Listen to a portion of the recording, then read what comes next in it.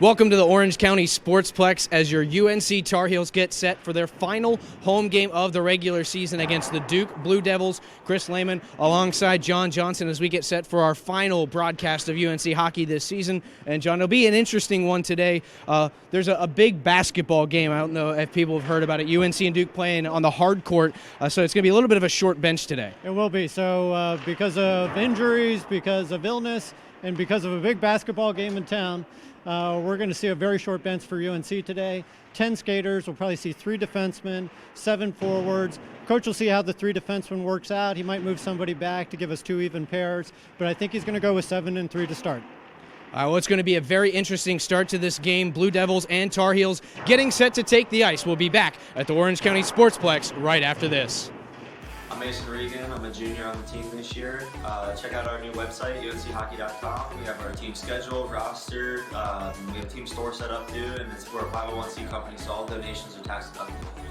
Come out and see us play sometime. The day's top trending topics, local weather, world news, and since we all enjoy a little recreation time, City Newsbeat streams human interest stories, entertainment news, science and space stories, food recipes, cocktail recipes, even horoscopes. Go to the search channel section and tap in Newsbeat on the keyboard, then open the app. Without any more work on your part, the local stories of the day begin to play. Try City Newsbeat. News and weather for the untethered.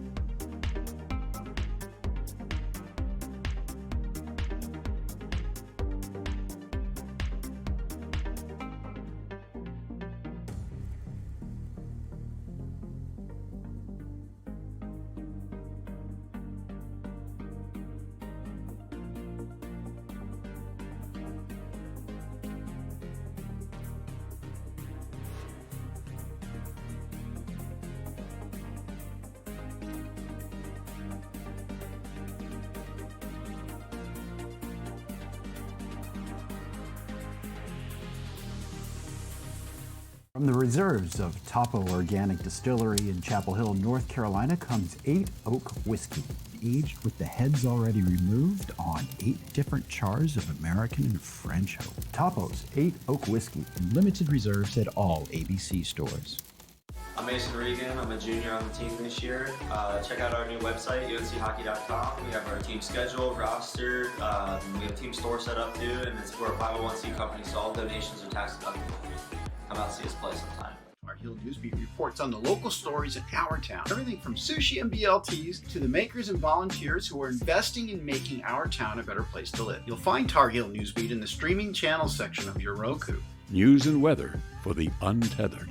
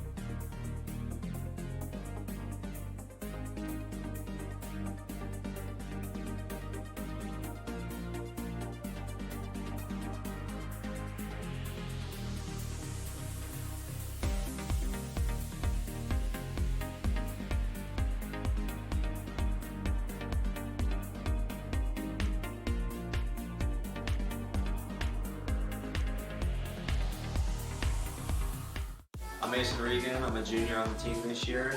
Check out our new website, UNCHockey.com. We have our team schedule, roster. We have a team store set up too, and we're a 501c company, so all donations are tax deductible. Come out and see us play sometime. Tar Heel Newsbeat reports on the local stories in our town. Everything from sushi and BLTs to the makers and volunteers who are investing in making our town a better place to live. You'll find Tar Heel Newsbeat in the streaming channels section of your Roku. News and weather for the untethered. From the reserves of Topo Organic Distillery in Chapel Hill, North Carolina, comes 8 Oak Whiskey, aged with the heads already removed on 8 different chars of American and French oak. Topo's 8 Oak Whiskey, limited reserves at all ABC stores. North Carolina head coach Jim Sapikowski had a vision. It was a regional celebration of college hockey.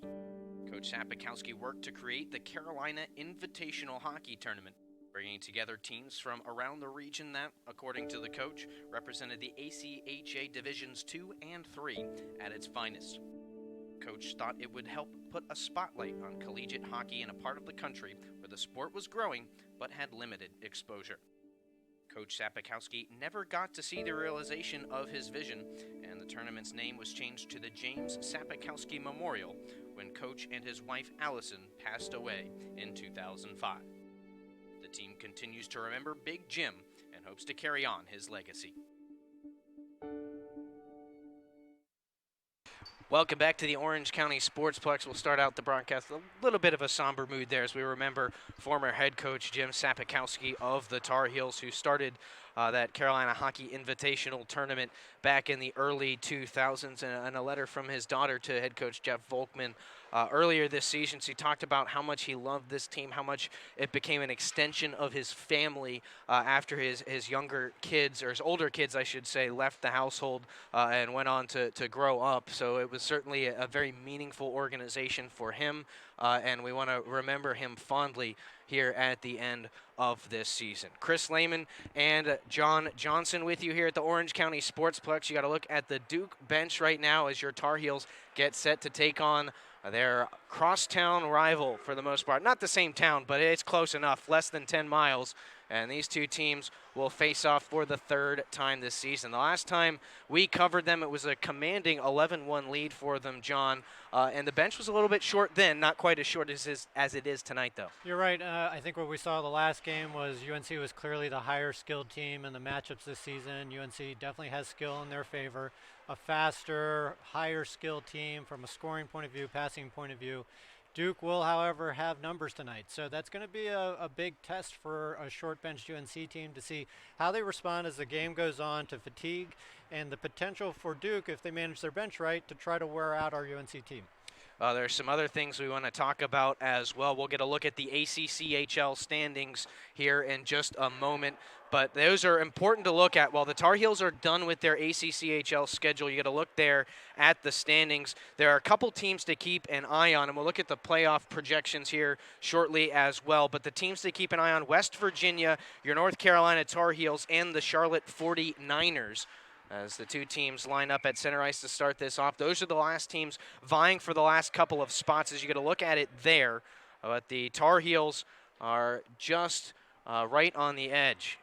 And they actually, we didn't quite get the graphic updated there before the broadcast. Tar Heels sitting in the last spot right now. There's some very interesting scenarios that could put them in or out of the playoffs. The big thing is that Charlotte game tonight as Charlotte takes on NC State. If the 49ers lose by 5 or more, the Tar Heels have the extra tiebreaker to overtake the Niners. They would jump and at the very least be the 8 seed and the final seed into the tournament as we get things rolling.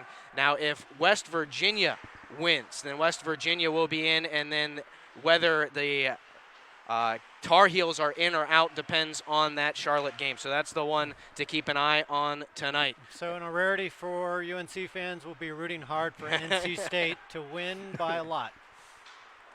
Lifted out of the zone. Reese collects on the far boards. He'll shovel it deep, squibbles into the middle of the zone. It'll be collected and turned right back out by Sam Bentland. They'll fight for it in neutral ice. It's forced up the near boards. Bentland still in control. Swings it to the middle, can't be corralled. by the Blue Devil shawl, and now Good the to Tar see Heels Jake Whelan back. He's back from injury. This will be his first game back on the ice in quite some time. get a good look at a heavy hit from Chris Adamson there as he gets it deep. Now, while the Tar Heels are a bit short-handed on their bench tonight, they've got the right guys here. They've got a really good, productive group of hockey players out on the ice for this contest. And so while they might get tired out a bit, they definitely have guys that can handle it. Pass through the middle, intercepted by Ryan Jex, and he'll carry it deep. Pinned in the near corner. They'll scrum for it. And it's worked back up the wall. Still Blue Devils in control. Swatted wide on the near side. And then lifted up and out by the Tar Heel defense. We talked to Coach Volkman before the game, and I think he was particularly pleased that he had Richard, Caron, and Whelan in the lineup. You know, there's a 3 quality defensemen, along with Douthit, should really anchor the back end of that team and set us up well for victory today. And this is a good weekend here for Jake Whelan to get back into things. You mentioned earlier he was injured for the last couple of weeks. Has been day-to-day. Coach Volkman had elected to keep him out of the lineup a couple times to let him get healthy. And he's got a chance to get back into stride before the tournament weekend coming up in a week. Streaking in down the near wing is Regan. Stops in the corner, turns it around. Looking for an open man, it's not there. Pestered by Zhang, and it'll be knocked loose. Pinned along the board again by Regan. He'll shovel it around behind the net. Losing a stick was Simon Brennan, and that allows the Tar Heels to maintain control. High slot, it's poked loose. Reese couldn't get a shot away, and the Blue Devils get out of danger. We were talking about Whelan, and I think it's especially nice if you're a defenseman to come back against a team that maybe is not the highest speed team, not as fast as, let's say, an NC State or a Virginia Tech. Really helps you ease back into the game after a few weeks off the ice to pick up game speed. Thrown deep by the Devils. It'll be shoveled behind the net. Now Preby along the far board, sends it through the middle. Nobody making that run. And it'll be dumped right back in. And this has been kind of the toughest part for the Tar Heels all season as they get it deep. But they've had trouble being smooth and crisp through the neutral zone. They have. You know, sometimes against faster teams, they've struggled with to match against the speed of some of the higher skilled teams they faced, and that's led to lack of fundamentals through the neutral zone, not getting your head up on passes, not being a good pass recipient. I think this will be a good chance for them to work on fundamentals to get today against a Duke team who's not quite as fast as some of the recent opponents they've played. Duke will get it up and out. As they move along down the far wing, it'll be swept deep behind Will Douthit, and the Tar Heel defense will give chase. The one thing that speed of another team does to you mentally is you think you have less time than you actually do, and it'll sometimes cause you to rush your passes, do things that you wouldn't do in a game where you feel a little more comfortable from a pacing perspective. Well, Duke has had the upper hand here early. A lot of zone time for the Blue Devils. It'll be poked out along the far wall. With it, Gelatley sidesteps a defender, but can't take the puck with him. And now it's Ian Reeves in the neutral zone. It's a good poke check up to Gelatley. He tried to go inside out to come into the center part of the ice and just had the puck poked away from him. Throws one on net. Good glove save by Cole Luther. Luther, while he gave up 11 goals to the Tar Heels back in October, played a pretty darn good game, about as good as you could ask him to play. Yeah, in the game we watched, Luther probably faced close to 50 shots, if not more. He was very fundamentally sound. Really did not play a bad game from our perspective. Did a nice job seeing the puck through traffic on that last shot. Blue Devils win the faceoff in the near circle. Ryan Jex forces it up the far boards. Finds the loose puck again. Jex through the neutral zone. He has some space, and he clears it deep. Nice play by Richard to knock it down at the defense, and it's sent back into neutral ice again. Good quick hands by Richard to just chop that puck down and then turn it back the other way. Sam Freder, dispossessed, knocks the Tar Heel to the ice. That was Preby. Play will continue as the Blue Devils take control. Straight through the middle, Ryan Feinberg. Around the defense, he's in on Douthit, sweeps it towards the net. And I'm not sure if Douthit got a piece of that or if that was the defenseman. Whelan was there along with Jesse Jacobs. Feinberg did a nice job with his speed and body positioning to get himself at least in a position to take a scoring opportunity there. And a shot deflected wide, hit the skate of Preby in front. And they'll fight for it along the side of the goal. Back behind the net now, Whelan. To the far corner, try to force it up the wall, couldn't get it through. And now he'll skate it out. Whelan with some pace, weaves through the defense, gets it into neutral ice, but not much further. Turned right back, Feinberg again, using that speed to get into the near corner. Sweeps back behind the net, looking for a pass out in front. Finds a teammate at the point, the wrist shot right into the breadbasket of Douthit. He'll swallow it up off the stick of Ryan Jex. But that was great vision from Feinberg to thread the needle with that pass. It was, and what we saw there was Richard actually had brought the puck up ice. He got dispossessed, and that's sort of a poor sequence for UNC where you have forwards filling in on the defensive side. And as a result, there was a lot of congestion down low, and it really left for a wide open point to take that shot. So the face-off controlled by UNC. Along the half wall, it's furthered along by Beeson. With speed come the Tar Heels. Regan in down the far wing, and it's off the shoulder of Luther. And it looks like he might be a little shaken up on the play. And that's a soft spot in the padding. The goaltender's padding, of course, heavily padded in the front.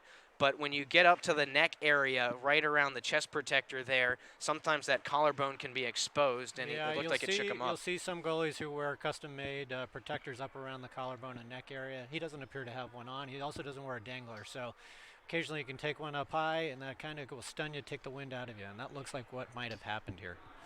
So a little bit of extra time for Luther to regather. Now, goaltending not going to, in terms of manpower, goaltending not an issue for the Blue Devils. They've got 3 on the roster today, so a pair on the bench ready to take over in case Luther can't continue. But he will. Blue Devils win the faceoff and clear it out. And on that rush, we saw UNC come in. They had a 2-on-1 effectively. 44, the defenseman for Duke, really took away the passing lane, and so on a smart decision, we saw a shot taken that went up high and deflected up into the net. Tar Heels setting up their offensive attack. Back to the point.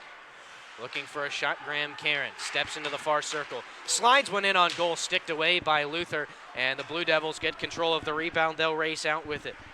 It's Luke Turkovich into the zone. Down the near wall, he'll force it deep.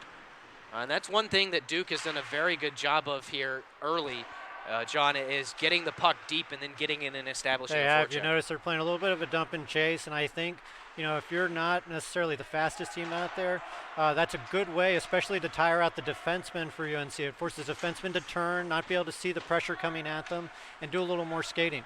So it's a good strategy on the part of Duke to engage in a little dump and chase here and try to wear out those defensemen. We're about 6.5 minutes, a little more than that through the first period. Still looking for our first goal. Both teams have had a couple of good chances. Both netminders have been up to the task. Felix Young through the middle of the ice. Slides to the near wall. Slips it in front. It's deflected behind the net. And back into the near corner. Gelatley the first to it for the Tar Heels.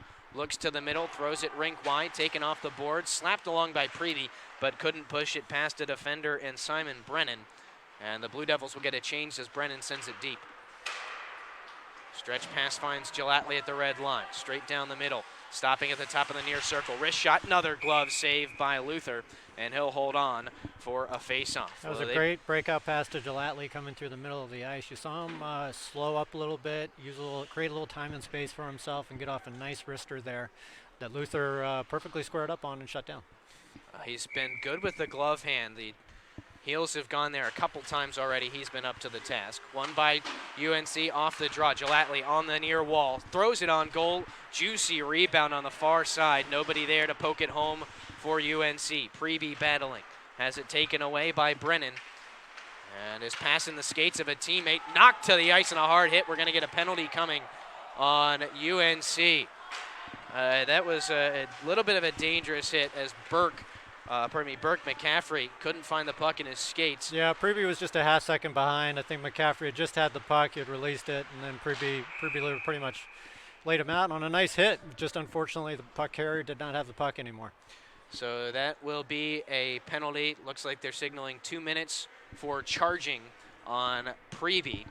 And so he heads to the box, a 2-minute sentence for him. And the Tar Heels will have to kill off a penalty. And it's one thing in games where UNC has had trouble, and in a game like this where you're short on the bench and you want to conserve energy as much as possible, these penalties can be certainly problematic. Well, yeah, we saw it in the Virginia Tech game. If there's been an Achilles heel for this team, it's their ability to take penalties in bunches. And in the Virginia Tech game, that put a short-staffed defensive unit out on penalty kill for a pretty extensive amount of time, and that requires a lot of skating and mental effort out of these defensemen. I'll have to do it here. The rebound's poked home Duke will take a 1-0 lead just 11 seconds into the power play. And now we're all the way at the other end of the ice, but it looks like Sam Freder was the one to knock it home. And the Blue Devils take a 1-0 lead on the power play goal. But that is exactly what you didn't want. A soft shot from the point, which just got through traffic, and the Douthit lost track of. He was down in his butterfly. He didn't have 5-hole perfectly covered there, and I think it just snuck through. 11:54 to go in the first period. Power play comes to a close with that goal. So Preby will head back to the UNC bench. And play restarts. Just under 12 minutes to go in the first. And we've got our first goal. Tar Heels looking to respond. It's Regan breaking into the zone. Throws it on net, steered to the near corner by Luther. Gelatley gets the rebound on the corner. Back to Richard at the point, and a jumping Luther gets a blocker to the high wrister and deflects it into the net behind the goal. Nice little sequence there. Regan got a shot off, bounced off to the side. Gelatley was able to possess it, looked to the point, passed it up to Richard, who got a nice shot on net that Luther deflected up and out. Regan to take the face-off for UNC. Wins it back to the point. Richard again on the ice. Wrist one on goal. Deflected in front. A sprawling save on the far side of the net from Cole Luther.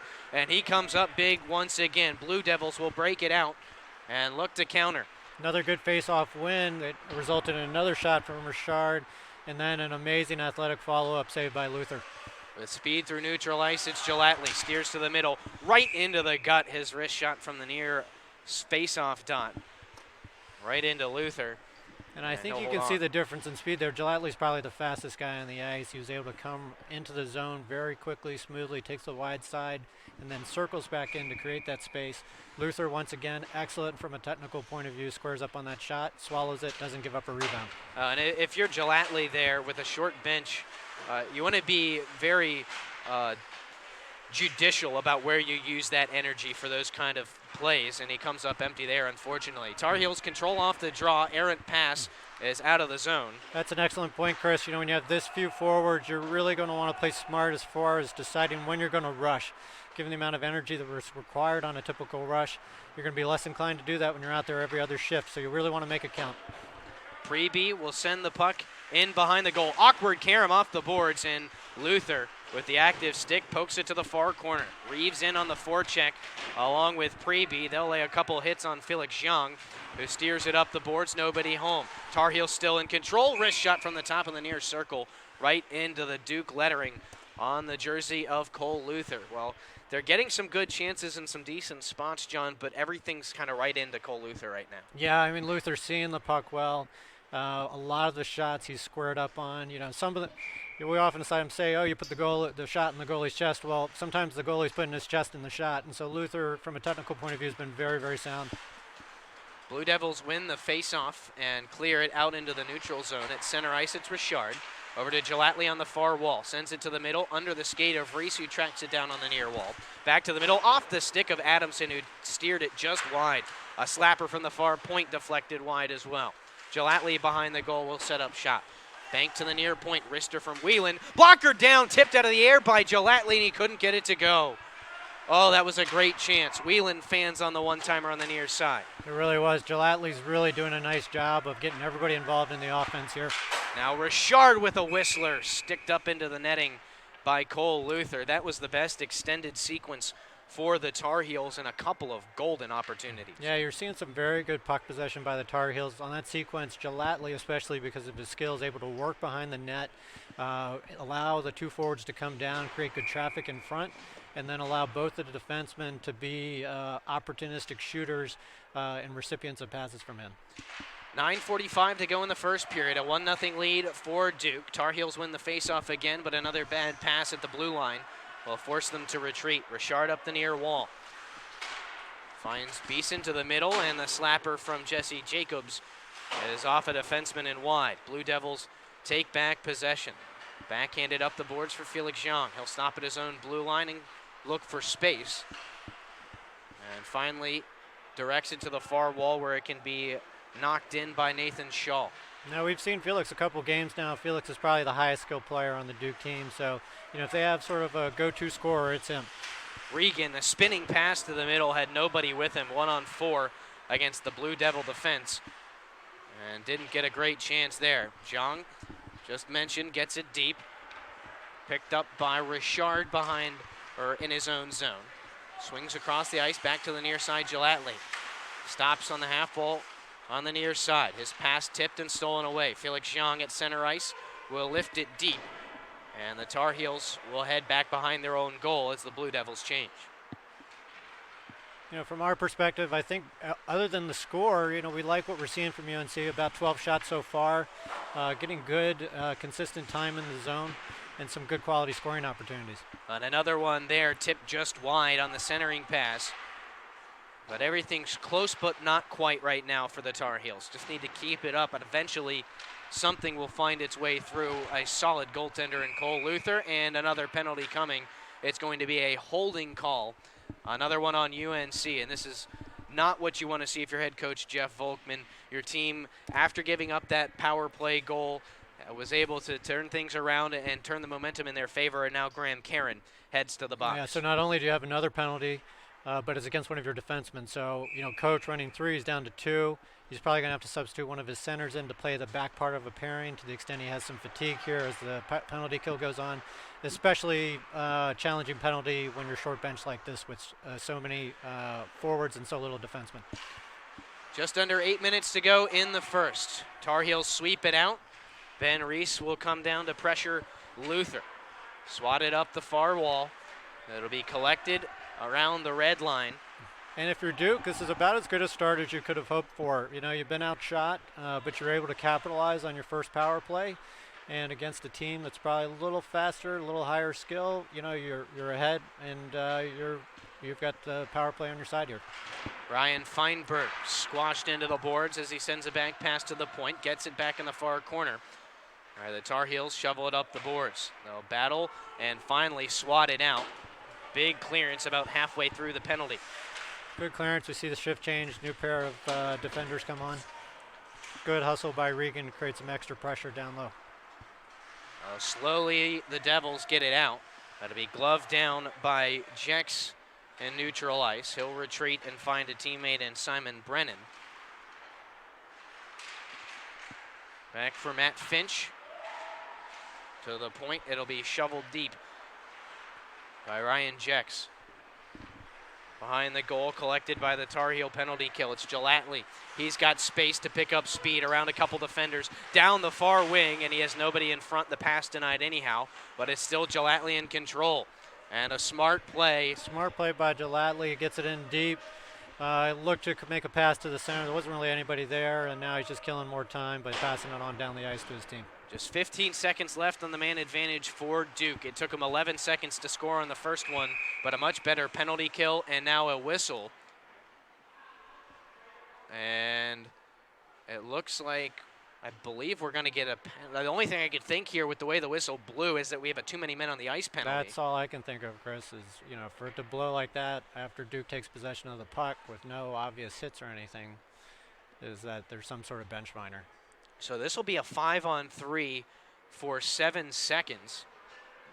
And I didn't see a signal from the official as to what exactly the call was, but the only thing I could imagine there is too many men on the ice as the Tar Heels got caught on a change. It's unfortunate. I'm also not sure why they whistled it while the puck was in Duke's possession. So, your guess is as good as mine at this point. 6:15 to go in the first period. Carolina wins the faceoff. Clearance attempt fails. They've got a man back down to a 5-on-4 for Duke. Wrist shot through a crowded slot, misses the net. But Duke still in control. One-timer just wide on the near side. And we talked about this at the outset. If there's a weak spot on this team, it's their ability to take penalties in bunches, and now we've seen 3 in close proximity to each other. We saw the exact same thing in the Virginia Tech game. So it's really something I think Coach is going to want to try to eliminate as he goes into the ACCHL tournament. 1:20 left on the man advantage for the Blue Devils. About 5.5 minutes left in period number 1.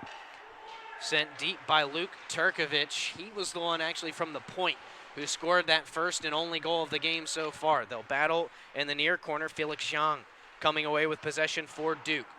Back to the point. One-time pass from Sam Bentland back into the corner. Bentland again on the near point. Throws it towards the net. It looked like it deflected up into the netting behind, I believe. And we will have a face-off. Yeah, I could not tell if Douthit got a piece of that puck or not. It will stay in the Tar Heel end to the left side of Will Douthit. One back into the corner, slapped around the boards. It was a good face-off win, but you'd like to see him corral that puck and throw it through the middle of the ice up high like a Murphy dump as opposed to just corralling it around the boards. Doesn't have a winger there that's going to be able to get it out. Up at the point, the wrist shot off a stick and wide from Simon Brennan. Now back into the far corner. Again, Brennan, center point, throws it on goal, and it'll be swallowed up by Will Douthit, which is very good to see because there was a Blue Devil looming right There's next a Blue door. Devil right on the doorstep, and Brennan got a really nice shot in there that if Douthit gives up any sort of rebound, there's a very good chance that's put back into the back of the net. Still 28 seconds left on the man advantage. This has been a long power play for Duke. It's been close to 4 minutes because of the timing of the penalties.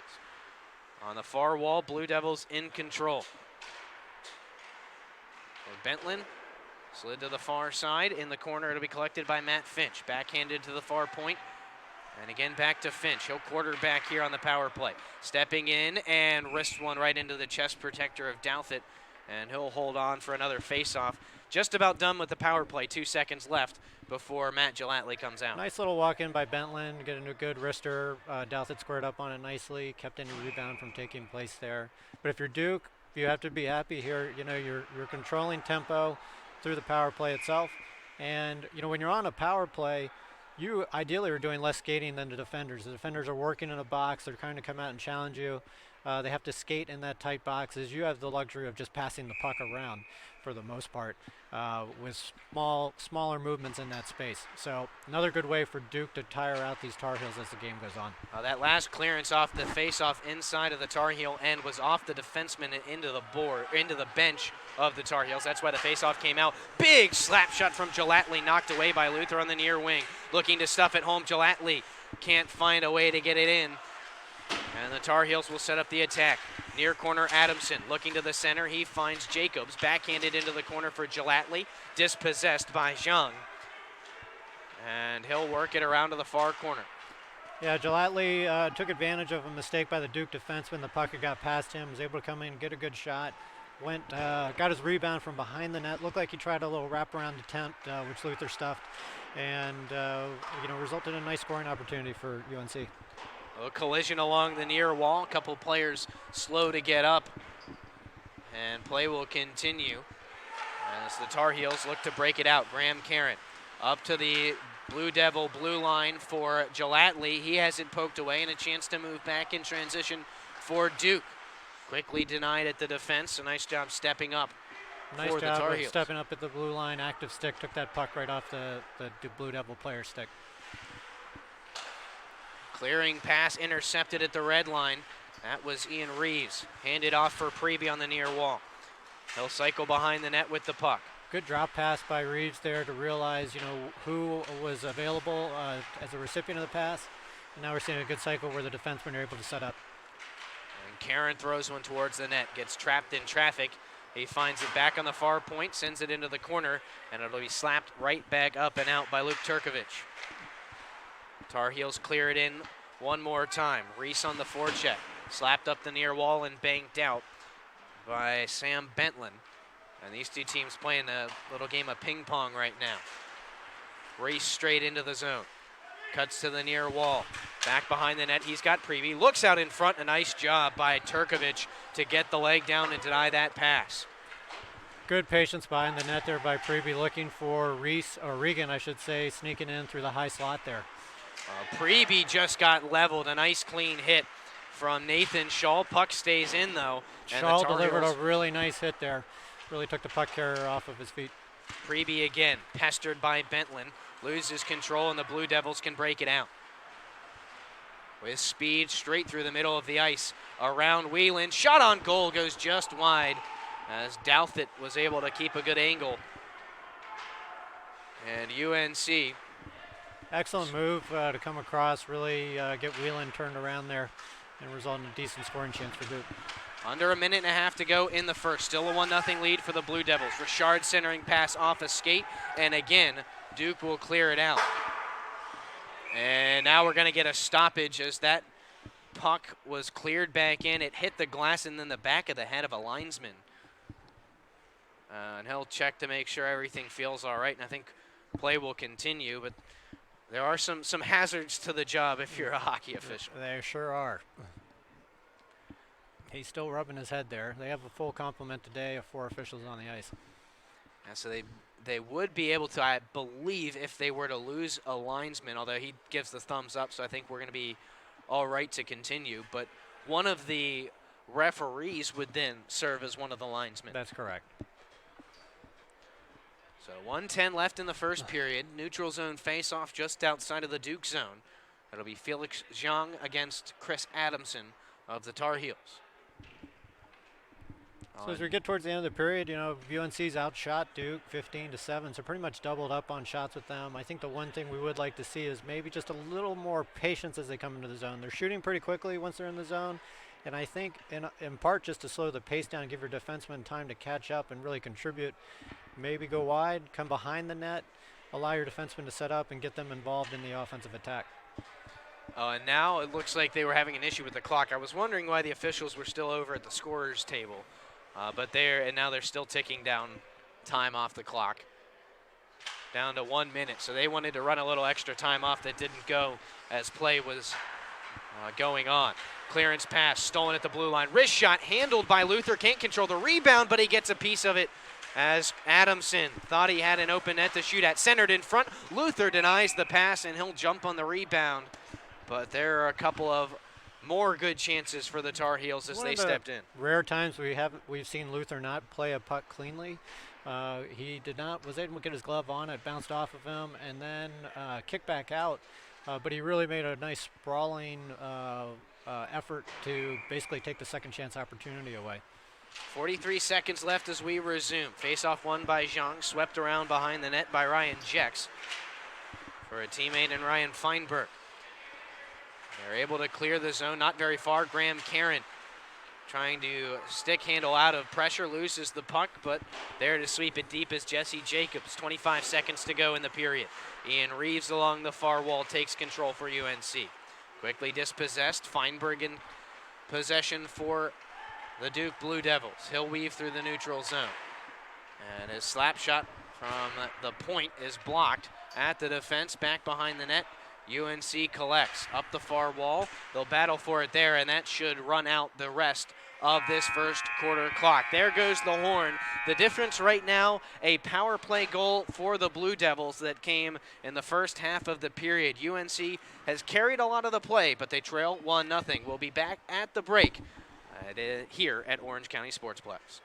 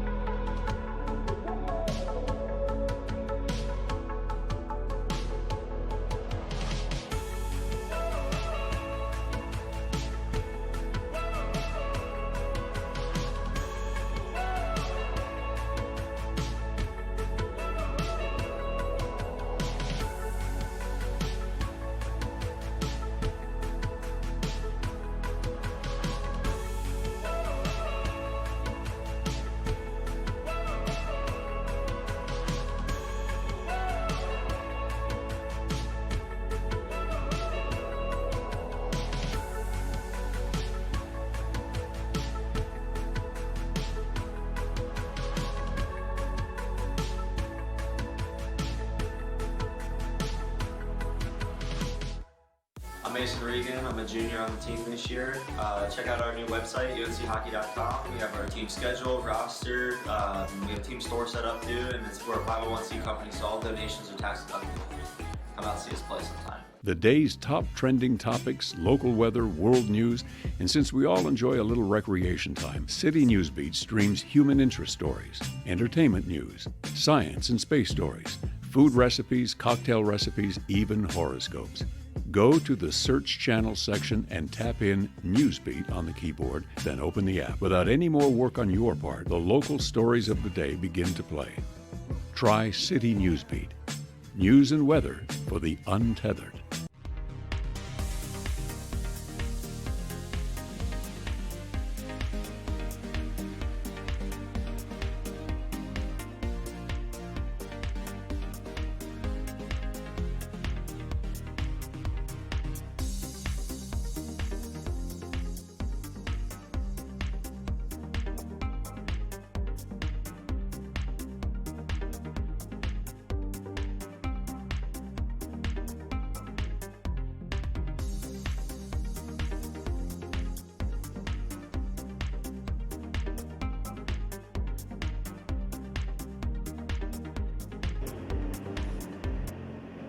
"20 minutes down here at the Orange County Sportsplex. Chris Lehman back with you, now joined by John Beeson of the Tar Heels. John, it's been a good period for you guys.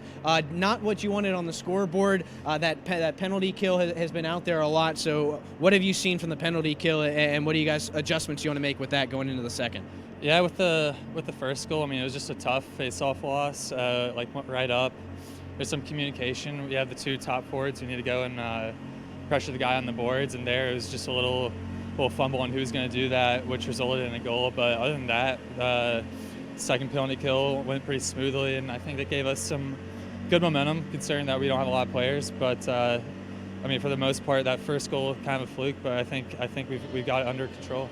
And you mentioned not having a lot of bodies on the bench, so that extended penalty kill makes it a little bit tough. But how are the legs for the guys so far?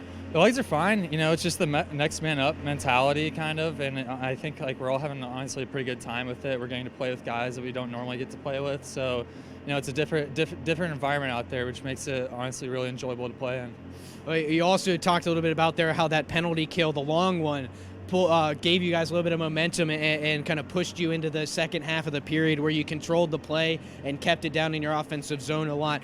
What did you see from your team there on the ice, and then what do you want to see more of in that second period? Yeah, well, like I said, we kind of came out a little soft, kind of slow, and then after that, I think everybody started realizing that we were buzzing, and we got some shots on goal. The goalie allowed some juicy rebounds, so just more of that, actually crash to the net, maybe get some dirty goals, and I think that's sort of the key to the game at this point. So, yeah. All right, that's John Beeson of the Tar Heels. John, thank you so much for taking a second to join us here at the intermission. We'll be back with John Johnson as we break down the first period and get set for the second here in just a second. 1-0 Blue Devils after 20 minutes. I'm Mason Regan. I'm a junior on the team this year.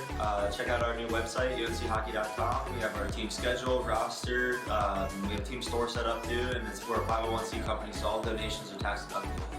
Come out and see us play sometime. Our Heel Newsbeat reports on the local stories in our town. Everything from sushi and BLTs to the makers and volunteers who are investing in making our town a better place to live. You'll find Tar Heel Newsbeat in the streaming channels section of your Roku. News and weather for the untethered. From the reserves of Topo Organic Distillery in Chapel Hill, North Carolina, comes 8 Oak Whiskey, aged with the heads already removed on 8 different chars of American and French oak. Topo's 8 Oak Whiskey, limited reserves at all ABC stores.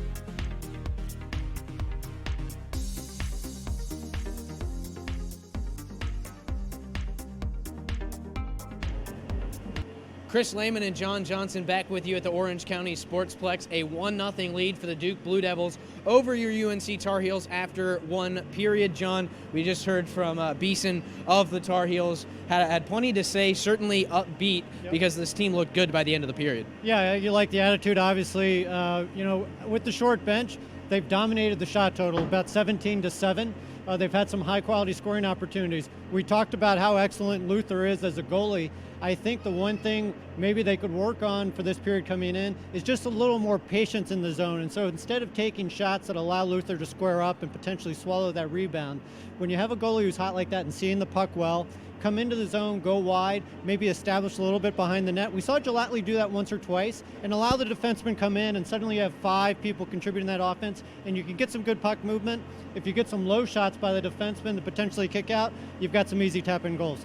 And he talked a little bit about the goal they gave up on the penalty kill, a quick face-off, little miscommunication up top. But other than that, especially on that extended penalty kill, Tar Heels really looked pretty good.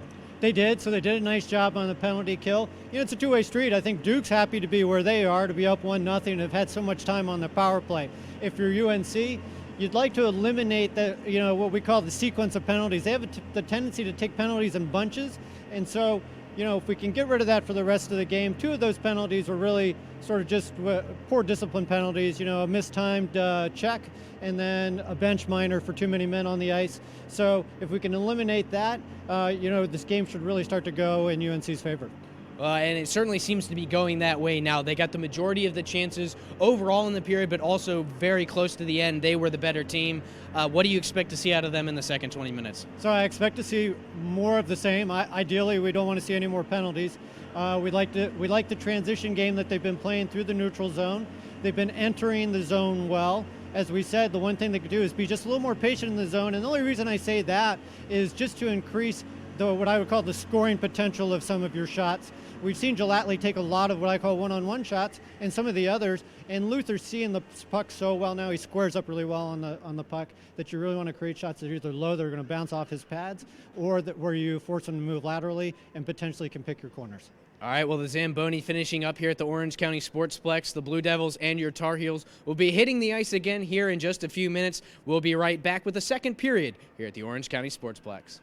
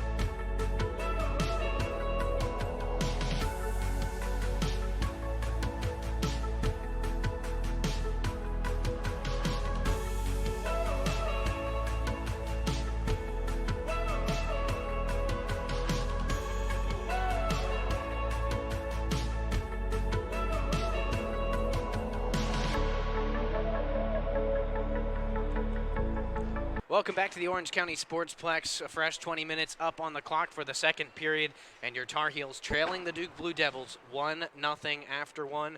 Chris Lehman and John Johnson with you as always, and the teams will switch ends here. Your Tar Heels in the Carolina blue here today, and this is kind of a precursor to the big matchup tonight over at the Dean Dome in Chapel Hill between the Tar Heels and the Blue Devils. But this one not going UNC's way right now.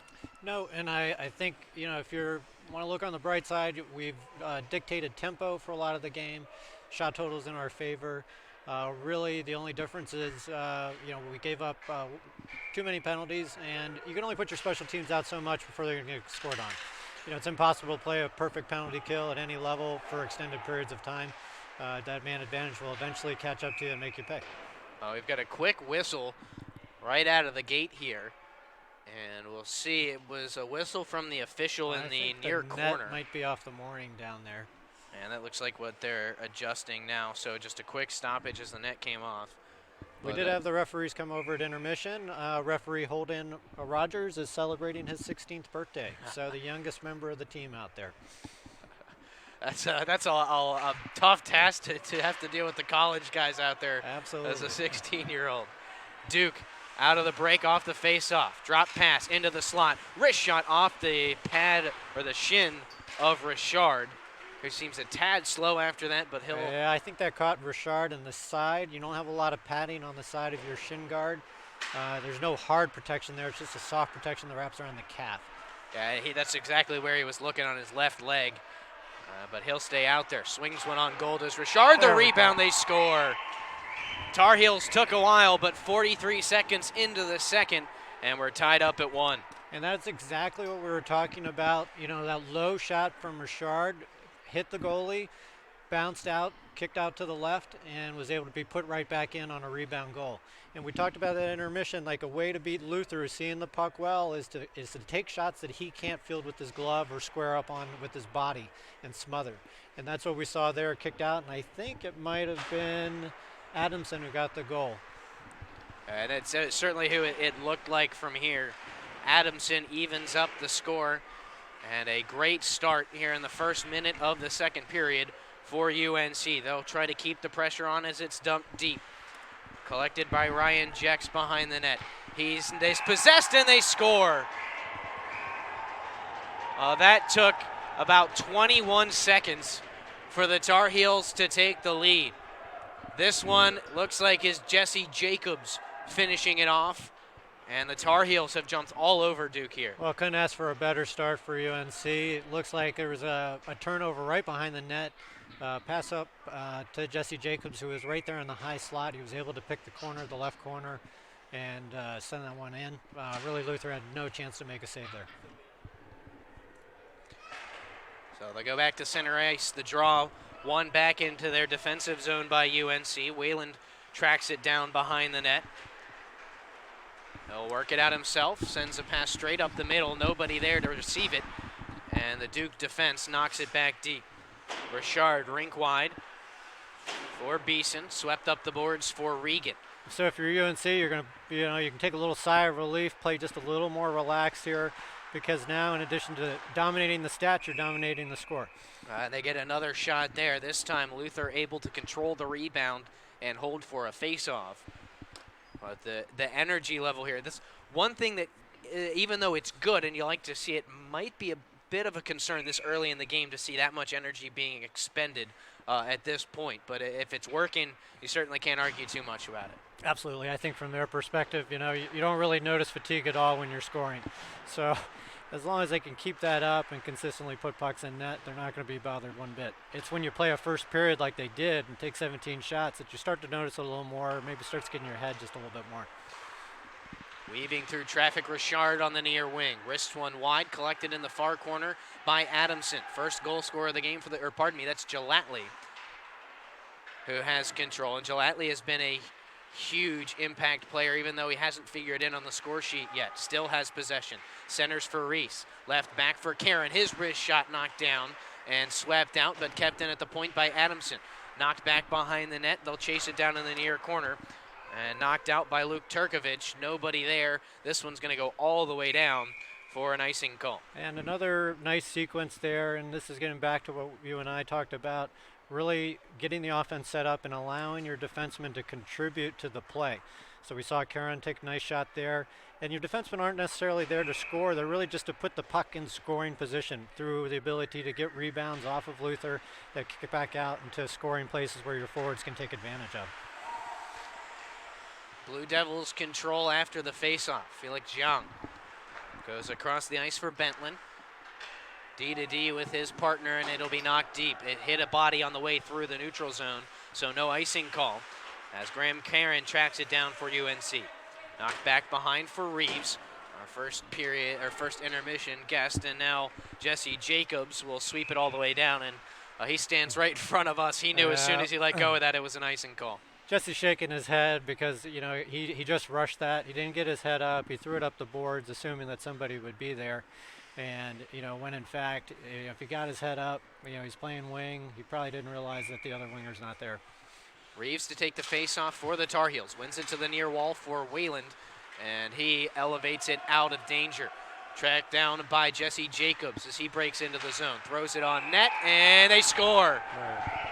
I'm not sure if it was deflected in front past Luther, if it just eked its way through, but that's the third goal in the first 3 minutes and 4 seconds of the period for the Tar Heels, and all of a sudden, they've just completely flipped the script. They have, and you know what you saw there was we saw Jacobs shaking his head because he knew he made a bad play.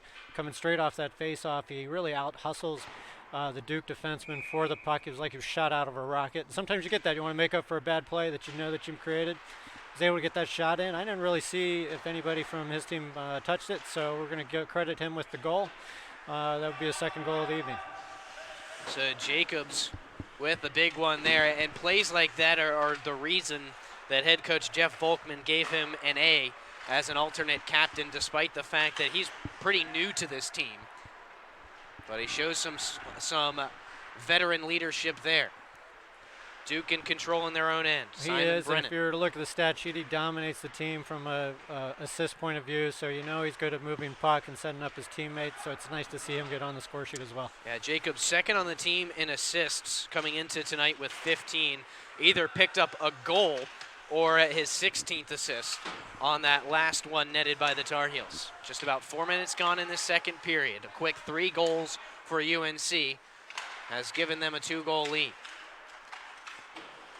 Along the near wall, Feinberg. Really nice play by Beeson there to dispossess number 10 of the puck. That was Feinberg. Unfortunately, he couldn't quite maintain control, and they battle for possession in neutral ice. Feinberg has it caught in his skates, steers it up the wall, and Gelatli takes over for UNC. Nowhere to go, so he just slides it in to the Duke end. And it looks like Coach here has decided to stick with his 3 defensemen. You know, we talked with him early in the before the game, and he said, you know, depending on their fatigue level, he might bring somebody back. But right now, it looks like he's working just with the 3, and that's working out well. Wayland up the near wing. He'll get the puck up in the air and send it deep. Chasing it down, it's knocked up the near boards, but it gets caught up in an official before Duke can get control and clear it out. Richard pressured by Felix Zhang, nowhere to go but behind his own net, wrapped around the boards for Jesse Jacobs. Jacobs tried to further it along, nowhere to go, and it's steered back deep by Matt Finch. Felix Zhang behind the net now. He'll battle with a trio of Tar Heels. Matt Richard gets to the puck for UNC and then sweeps it around to the near side. Nobody there for UNC, and so it's Turkovic throwing it towards goal. It gets stuck in traffic. Matt Finch coming away, another wrister blocker down behind the net by Douthit, and the rebound chance around the other side denied nicely by Gelatli on the defense. Speaking of Gelatli, he'll force the puck out of the zone, creates some space and moves through neutral ice with speed down the near wing, throws it on goal. Luther has trouble with a bobbling puck, and it'll be cleared out. Couple of good chances there for UNC. Nice rush by Gelatli with the puck, using his body positioning to ward off the defender to get a quick shot that Luther couldn't crisply handle. Far corner, it's swept in front, nobody there for Duke, and it ends up all the way down to their blue line. Controlled by Turkovic. With speed, he finds a lane and stops on the far wall. Little give and go with Finch. Centering pass off the stick of Turkovic is deflected away, and now Gelattley has space to move up the near wing. He'll pick up the pace, rips one wide and around the net. And Reeves there to send it back in from the far point, centered by Gelattley, deflected just wide and into the near corner. Another scrum along the wall. Couple of Blue Devils along with the Tar Heel in Preby. As the puck squirts loose, and it looks like Whelan was unable to hold the zone, so this will be offside, and the puck will come out into neutral ice. Yeah, another nice rush by Gelattley. You can really see the difference that his speed makes for the team as far as generating scoring opportunities. And the shots he got the last couple times through, Luther hasn't been able to crisply handle. You have to wonder, just with Luther giving up those 3 quick goals, if perhaps his confidence is maybe just a little bit shaken, not quite as high as it was in the first period. Yeah, he certainly seems a little bit more unsteady. And again, there are a couple other options at goaltender. Will Strong and Ezra Belmy on the bench for the Blue Devils, both with the goalie gear on, so they can come in at any point. But if you give up 3 goals in the span of about 4 minutes, 3 or 4 minutes, and you don't get pulled, I think he's going to stay in. It's definitely the most goalies we've seen dressed for any of the visitors here to the Orange County Sportsplex, which is a little bit ironic considering Duke, if you look in the standings, is probably has generated the lowest goals for, so they probably use a few more scoring players as opposed to goaltenders. And even in the NHL, they only dress 2 goaltenders. In fact, I think a former ACCHL netminder, Calvin Stone, as we have a stick knocked away from Karen, but Calvin Stone, former Ice Pack member, is the backup goaltender, I think, if all else fails for the Carolina Hurricanes. Deflected deep, Tar Heels look to set up an attack. Whalen from the far point. Whips one in on goal, it's deflected wide. Centering pass stolen away by Felix Zhang for the Blue Devils. And he'll move it up the far boards. Takes a hit to make a play, finds a teammate cutting to the middle, and the shot from the slot doesn't make it to the net. Nice job by the defense there, collapsing in and denying that opportunity. Yeah, Graham Karen did a really nice job of watching the puck carrier as he came in, not getting fooled by what he was doing with the stick, but really watching his body and able to take away a good scoring chance as the puck carrier came through the middle part of the ice. 12:20 to go here in the second period. Big collision down in the near corner, and there's a player down for the Tar Heels. They're going to call number 13 here, maybe for interference. They were tangled up down there at the end. Speaking of tangled up, looks like another Tar Heel. I believe that's Graham Karen down there. Got tied up with Simon Brennan in the corner. But that does get the whistle, and that was just not a smart penalty by the Blue Devils. There was no need for it. I think that Ian Reeves did a pretty good job. He pushed the envelope a little bit in terms of interference, pinning him along the boards, but he drew the penalty nicely. It was a very smart play. The puck's right near both of them, so you're allowed to, the refs are going to allow you to play the body, especially if you're making some semblance of an effort to play the puck, and that's exactly what Reeves did. I think the Duke defenseman was frustrated, took a really bad penalty here, and we're almost seeing the script flip in some ways. Duke being the undisciplined team here, and UNC really taking advantage of opportunities as they present themselves. Well, they have had a pretty strong power play throughout the course of the season. They'll get their first crack at it here tonight. Yeah, it would be a slightly different makeup. Normally we're used to seeing Daniel Jones out there in the power play, sort of anchoring the high spot and the 1-3-1 that they like to play. And right now it looks like that they have maybe Jesse Jacobs up there running at the high spot. Yeah, the 5 out there for the Tar Heels: Jacobs, Adamson, Regan, Beeson, and Richard. They get it deep, but the Blue Devils retreat and clear it out and out of danger. 11:20 left in the second period. Tar Heels have 1:15 left on the man advantage. Richard restarting from behind his net, throws it off the far wall, too far for Jacobs, but a nice job tracking it down by Regan. Slaps one into the middle, that pass denied and cleared out by the Blue Devil penalty kill again. Now we've seen the Blue Devil penalty kill clear this out a couple times. One thing people at home might not appreciate is when you practice special teams in practice, it's always the same guys in the unit, and you assume maybe one guy's missing for an injury or something. But when you have this short of a bench, oftentimes your power play unit's now cobbled together, and these guys really haven't practiced breakouts, who's going to carry the puck up the ice, how you're going to enter the zone, like you would in an organized practice during the week. And you can see it a little bit. The chemistry not quite there as Gelatley slides it across for Wheeland on the near wall. Back across for Reese into the far circle. Centering pass just missed the stick of Preby. Now Ian Reeves will quarterback. Looking to the middle, it's not there. Still Reeves in control in the near corner. Races behind the net, centering pass, wristed on goal, and a save by Luther. That looks a little bit more like the Cole Luther of the first period, but a point-blank chance there for the Tar Heels. That's right. And so we know, like with UNC, their top unit will play a 1-3-1, which they tend to run 3 across the middle, 1 down low. There, since you have sort of what was called motley collection coming out for your power play too, we saw a much more traditional, what I would call old man power play, with both of the defensemen up high playing the blue line and really working the perimeters, more of an umbrella style. Another shot from the near point handled by Luther. He'll hold on for a face-off. Just 3 seconds left on the power play for UNC. We're at about the halfway point of the game. 10:09 to go in the second. It was a slow start for the Heels. They got things clicking at the end of the first period, finally got to the back of the net at the beginning of the period, but a chance here for Duke if they can move quickly. The man coming out of the box, but Tar Heels do a good job getting back. Felix Young, inside out move, back to the point far side. Wrist shot through traffic is swallowed up by Douthit as he does a nice job of finding that shot with some bodies in front. It's a good little sequence for Duke. Graham Caron tried to make a pass across ice to his defensive partner. It was a little too soft, and it got tapped out right as the man was coming out of the box for Duke. They were able to get some zone time. Felix Young, who's a very good puck handler, was able to activate his defenseman up at the point, who got a nice shot off that Douthit saw and smothered there. So the face-off to the glove side of Douthit on the far circle.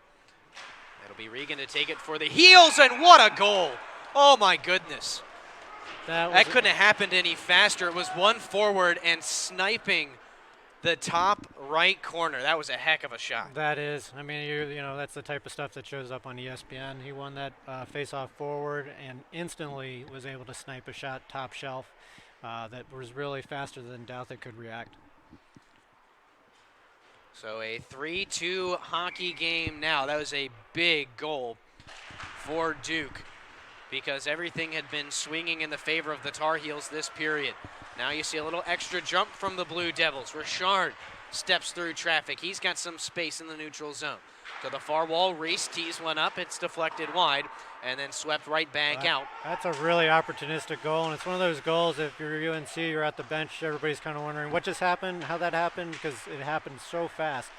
So I think they're going to take a shift probably just to get themselves back in order here, and hopefully settle down and retake the lead here. Or not retake the lead, but get another goal and reestablish a commanding lead. It'll be Preby sending it to the middle from the near wall. Nobody there to connect with it. And it'll be cleared out and past the blue line. That'll force Graham Caron to take some time getting it deep. Works it all the way around into the near corner before he has it knocked away. And cleared out again. Glove down by Wheeland at the red line, and he'll send it right back in. But there to clear it out once more was Luke Turkovich. A neutral ice battle won by the Blue Devils as they knock it deep. Caron comes back away with it for the Tar Heels. And his pass missed the intended target. Icing will be waved off and play continues as Turkovich controls for the Blue Devils. Clears it up and out, too weak for an icing call. And so Gelatley collects it behind the net. You better look out here. Yep. Duke's a little more aggressive on the forecheck right here, a little more confident. And they did a nice job shutting Gelatley down there when he picked up some speed behind the net. And now a chance for Duke to attack. It's Ryan Feinberg into the far corner. Feinberg's been playing a good solid game. Good cross-ice pass there that his teammate just couldn't handle. And now Jacobs steals it away from Ryan Jex. And his exit pass, looking for a teammate breaking into neutral ice, is a little too long. Jex now, a big slap shot off the left shoulder of Douthit and high. And Beeson will pitchfork this one down the ice. Adamson giving chase. He's going to cancel out the icing as he wins the race to the puck. Centering pass, nobody there. And that has been the theme of the night on those centering passes for the Tar Heels. They just can't connect that last dot. Yeah, and I think, part of that, all these centering passes are on the initial rush into the zone, and that's always going to be a timing issue. And so when we talked, at intermission about just slowing that down, the entry down, and letting people get a little more established in, sometimes you'll have better luck connecting with those types of passes. UNC still getting plenty of pressure in the offensive zone, finally alleviated by Duke as it's shoveled out and down after they gain the red line. Since that last goal, the last 2-minute sequence, both teams seem to be just trying to find some rhythm here. We've got a really good up-tempo game at the moment where both teams are really looking for the next ability to establish themselves in the offensive zone. Look out, here's a chance for the Devils if they can get in. Glove save, the rebound patted away as well by Douthit. A couple of golden opportunities for Matt Finch, and now the puck will be lifted into the netting, and it should be a defensive zone face-off for the Tar Heels here. But Douthit comes up with a couple of big saves to keep the lead. It looked like he missed him just a teeny bit the first shot with his glove. He wasn't able to get it cleanly, kick back out, but he made a really nice second save to take away the scoring chance there. Face-off one forward again by the Blue Devils. They couldn't get the shot away that time. Looked like almost the exact same type of play they were trying. A little face-off win that just dribbles right past the center, and then you hop past him to get that quick shot off. Matt Finch now for Duke. His entry pass denied by Richard and sent right back out to the red line. Felix Jean goes rink wide for Bentland. And the way UNC sets up on its face-offs, you don't have a defenseman who's down low behind the center that's automatically going to step up and pick up the enemy center to the extent that that guy wins the draw and hops past your center. So, there's a little bit of vulnerability there that Duke's trying to exploit. Ian Reeves into the zone, sends it to the middle, knocked to the ice for the Tar Heels. I believe that's Jacobs who couldn't get a touch to it. Duke clears it all the way down. Whelan will track it down. Tried to slap it around the wall, but his stick tied up nicely by number 22, Luke Turkovich. We've said his name a lot for the Blue Devils as he's been all over the place. Scored the first goal of the game for Duke, but Tar Heels have been in control for the most part since. Reese with the wrist shot right into the pads of Luther. He'll swallow it up for a face-off. So we saw Beeson take the puck into the zone. He went wide, and he took that real quick initial shot. And I think, right there, if he's got the whole back corner to work with and potentially go behind the net, it would allow really the team just to get a little better established in the zone and create a higher potential scoring opportunity. Off the far circle face-off, a wrist shot ended up high and into the glass behind the net. But UNC does get the win there. They've struggled a bit in the face-off circle at times today. And it'll be forced up the far wall and out. Couple of Tar Heels there couldn't stop it. Gillatly one of them, but he takes the puck back, streaking down the near boards. Has it poked loose, and they'll fight for it along the wall. Sent through the middle, nobody there to deflect it on goal. And UNC continues to pressure. Behind the net, it'll be shoveled along by Simon Brennan. Into the near corner, stalls out there. And again, the Blue Devils will look to break it up and out. This time they do get out. Gaining the red line and sending it deep is Nathan Shaw. Richard gets to it for the Tar Heels. Back behind the UNC net, collected by Graham Karen. Karen has space through neutral ice. He's got a lane to the far side boards, takes it all the way into the corner, down to the side of the net, and he had nowhere to go with the pass. And Felix Jean dispossessed quickly by Gillatly behind the cage. He's got no pass in front, sends it to the point. One-timer high and wide, coming off the stick of Graham Karen. Still Tar Heel puck. Backhanded to the far corner, Gillatly will circle with it. Throws it towards the net, loose puck in front. And the Blue Devils come away with it. Felix Jean, nice step around Whelan. Plays it along for Feinberg. In on Douthit, he makes the save. Rebound still loose, and the Tar Heels clear it to the boards and out of danger. Yeah, Whelan just missed. I think he was coming across maybe to potentially deliver a check and allowed for a potential 2-on-1 to come in. And Feinberg had another good scoring opportunity. Under 4 minutes to play in the second. A 3-2 lead for the Tar Heels along the near wall. It'll be UNC coming away with it in the form of Graham Karen. His clearance denied. Out in front, a chance for the Blue Devils. Centering pass for Turkovich is denied. Great back check from Regan, because that was a gaping 4x6 for Luke Turkovich, and that was a tie ball game. That was, yeah. Number 13 was just standing right there. He was patient. He just handled the puck. He was waiting for the far side winger to come across and really get that nice empty net goal. And a good defensive play by our Tar Heels. They come right back and Come right score. back. In transition, Douthit beaten on the far side of the goal. And it is now 3-3 as the Blue Devils get a couple late here in the period. And I don't think we have a name for number 13, but I believe he was the person who scored the goal off the faceoff for Duke previously. So good period for him so far. Yeah, he showed a lot of skill, particularly on that play that didn't result in the goal. You talked about his patience in front of the net. He could have fired one right into Douthit, but he waited, let the goaltender go down to create the best opportunity. So he's a number to keep an eye out for the rest of this game. Good patient, good pickup for them at center. I don't recall seeing him the last game. Well, they will continue to fight along the near wall, and another chance coming for the Blue Devils. Pass to the middle. Wrist shot is shut down nicely by the back-checking Ian Reeves, and we'll get another whistle as it looks like this one ended up in the net over in the far corner. But that is another great chance, and some credit there to the Blue Devils. And I think if you're UNC, you just kind of have to hunker down at the ends of these periods with a short bench. I think guys are a little gassed. You know, you're probably a little bit tired, and at the same time, we've definitely seen some momentum shifts here. You know, they got up 3-1, 3 really quick goals. Looked like Duke was on their heels, and number 13 for Duke really just sort of changed the tempo of the game with that really quick goal right off the faceoff. Into the middle, one-time shot is high and wide. We'll get a stoppage, as I believe that was Beeson who went barreling into Cole Luther. I think he just lost an edge there. Yeah, he did. Beeson had a prime scoring opportunity, wide open coming through the middle of the slot. And then I think, you know, he's coming in pretty fast, and the Duke defenseman's leaning on him as well. So certainly not intentional running the goal. It's just those things happen. Still a little bit fortunate, though. A lot of times, or at least some of the time, you see that call where a player loses control a bit into the netminder. A lot of times the instinct there is to protect the goalie and call that a goaltender interference penalty, but the Tar Heels get away with that here. And off the faceoff, it's knocked back into the Tar Heel end, tracked down by Richard. Rink wide for Whalen.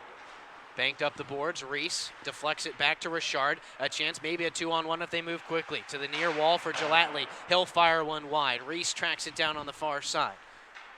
And now Ben Reese will look things over. Throws it towards the net, nobody there to knock it home. And it'll be knocked back out, and UNC regroups. Ben Reese again.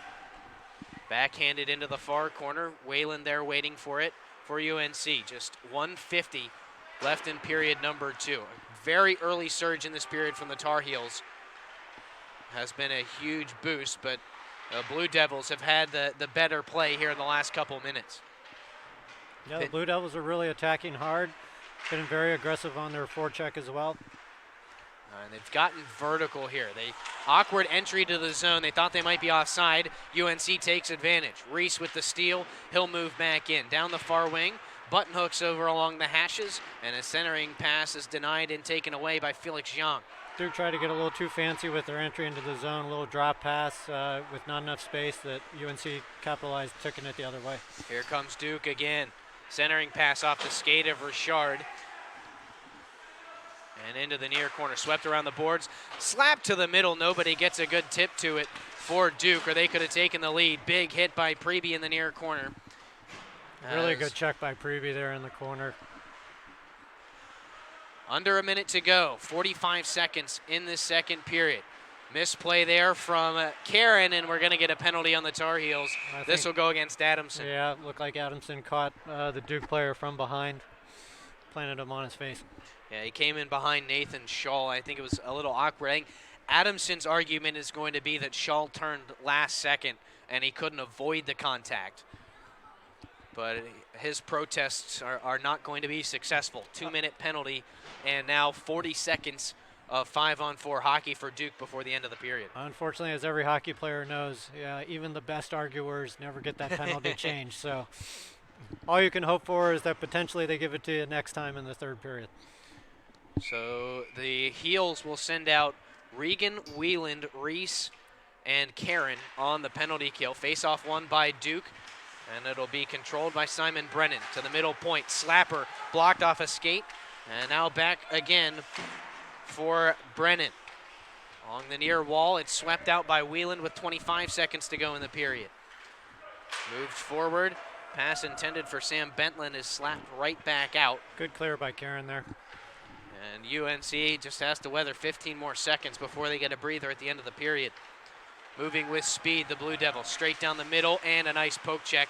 Knocks the puck loose. Taken away by Reese, and he'll clear it out. That should finish off the period as Regan chases it down in the near corner. The horn will sound. 3 goals in the span of about 3 minutes for the Tar Heels. Early in the period gave them a huge boost, but Duke taking advantage of the extra bodies on the bench. They score too late, and we're tied at 3 after 40 minutes.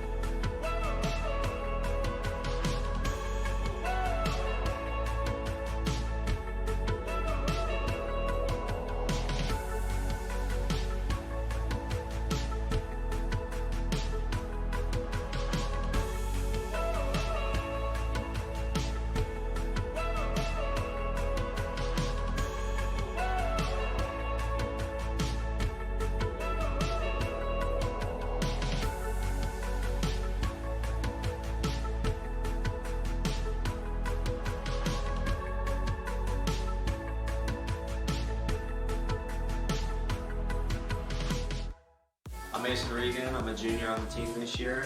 Check out our new website, UNCHockey.com. We have our team schedule, roster. We have a team store set up too, and we're a 501c company, so all donations are tax deductible.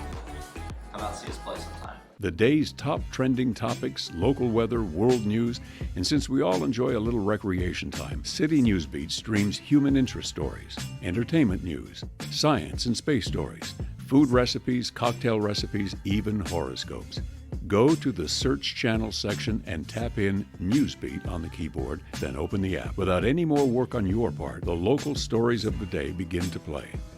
Try City Newsbeat. News and weather for the untethered.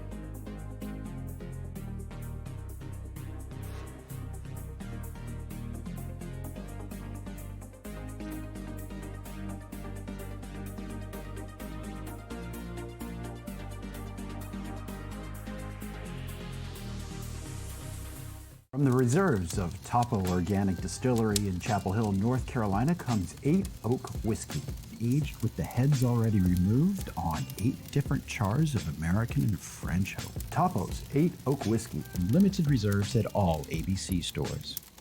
I'm Mason Regan. I'm a junior on the team this year. Check out our new website, UNCHockey.com. We have our team schedule, roster. We have team store set up too, and we're a 501c company, so all donations are tax deductible. Come out and see us play sometime.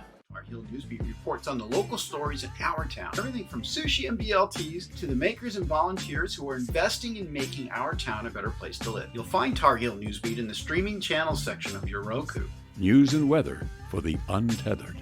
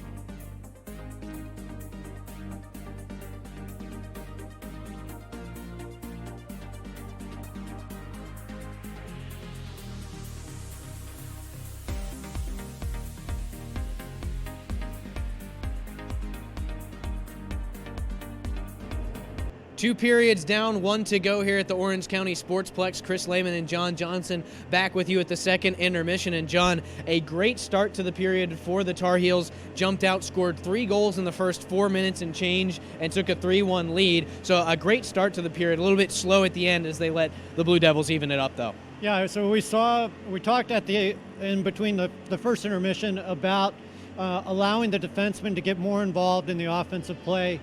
And we saw the first goal of the period really result as because of that. Defenseman took a shot, kicked bat out, and Adamson was able to score off a rebound. The second goal was the result of, again, sort of establishing themselves in the zone, creating a turnover that allowed for a good shot from the high slot that went to the top corner. So that was good. And then we saw some fatigue and some sloppy grinding play kick in as the period went on for both teams. The shot totals were pretty equal. After that first flurry, both teams really only took 6 or 7 shots for the rest of the period. Duke has a really hot player in number 13 who was able to capitalize on a really nice face-off play to score, and then really create some good scoring opportunities, which also resulted in a second goal for him later in that period. Charles Schaefer was a very dangerous player for the Blue Devils. The big thing that might be a little bit of a concern for the Tar Heels, we've talked about it plenty, but it is certainly starting to be a little bit more prevalent, I think, after that second period, is the legs are starting to wear out a little bit for the Tar Heels. So now is where, a combination of coaching and playing strategically is going to be more important. So you know that you have a hot player on the ice in terms of Schaefer, so you're really going to want to key on him, whether that's assigning a forward to be more cognizant of where he is on the ice, or back-checking him more consistently to take away who seems to be the top scoring threat for them, being a little smarter on your rushes, and staying out of the penalty box to get away from having to take 2 or 4 minutes in the period where you're going to be in a more intense skating penalty kill type situation.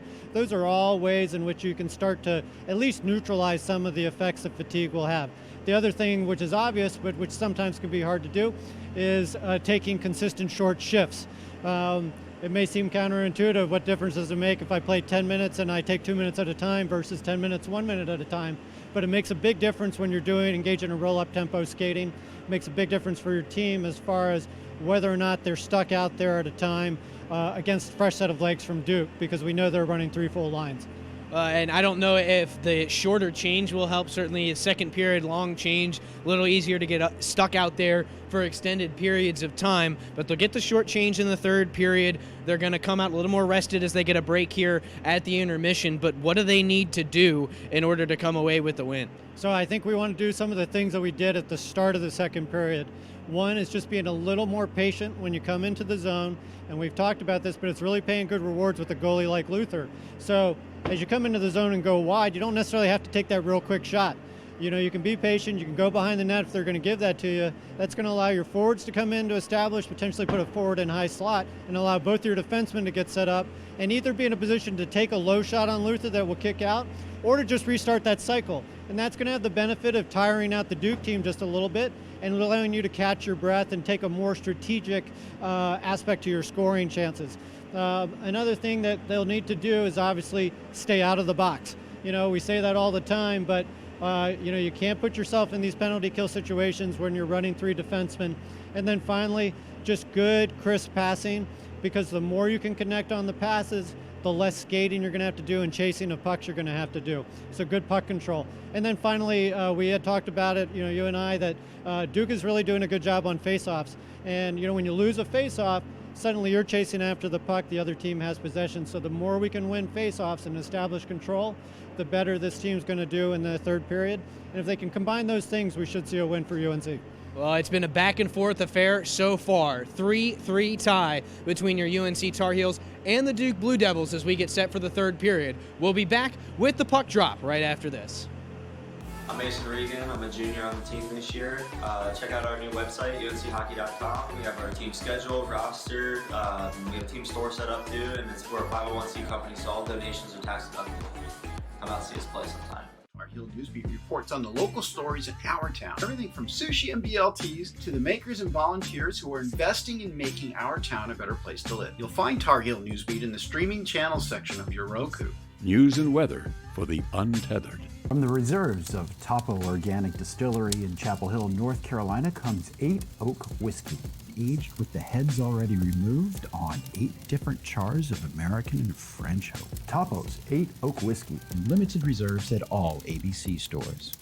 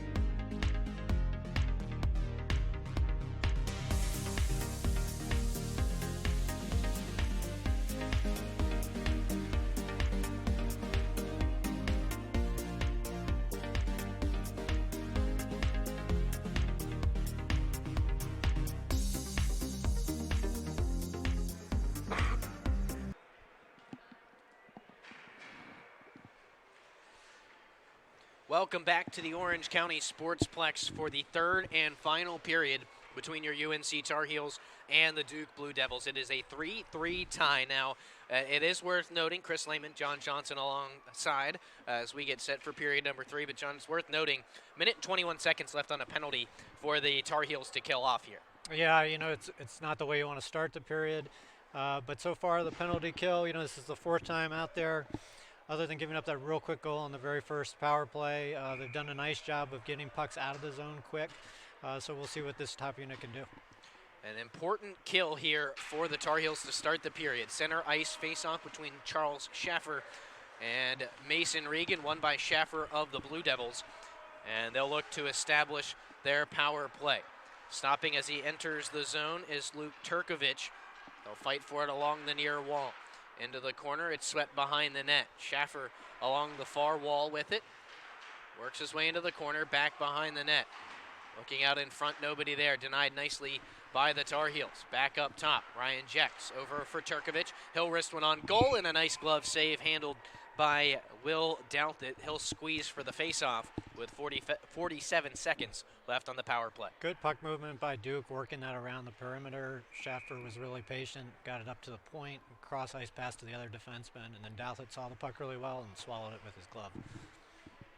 About 34 seconds into period number 3. The faceoff cleared out and all the way down. The Blue Devils will have to chase it down and reset the power play. Ooh, that one looks like it caught a puddle in the middle of the ice, and it did again.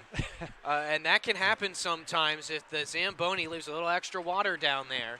And at least at the beginning of the period, that's worth keeping an eye on, because where that is could leave a golden scoring opportunity. Yeah, there's a slick patch right in the center part of the ice. Sometimes if there's just a little too much water from the Zamboni or the temperature isn't just quite right on the ice, you'll have a little bit of a slicks patch there that'll cause the puck to stop. And we saw that twice as Duke was trying to break the puck up ice. The Blue Devils in control. You hear the stick of Luther signaling the power play coming to an end for Duke. And they will back it out and reset the forecheck. Shoveled in by Turkovich behind the UNC goal. And the Tar Heels will control as the Blue Devils get a change. This is going to come back all the way down, as I believe that was Graham Caron. Not sure where he was looking to go with it. I don't know either. I mean, he just chucked the puck up, and there was really nobody on that side of the ice. And I think as soon as the puck left his stick, you realize it's going to be an icing. Now, I believe this is a fresher line out there right now for the Tar Heels. They did get a change before that icing call. But again, as we harp on that short bench a little bit more, those icing calls can come back to bite you. Soft squibbler in on Douthit. He steers it to the corner. And a chance for UNC to break out. Nice stretch pass for Gelatly. Lifts a pass to the middle for Adamson. He scores! 2 minutes into the third period, and Chris Adamson with another gives the Tar Heels back the lead. Great. That was the second goal by Adamson this game.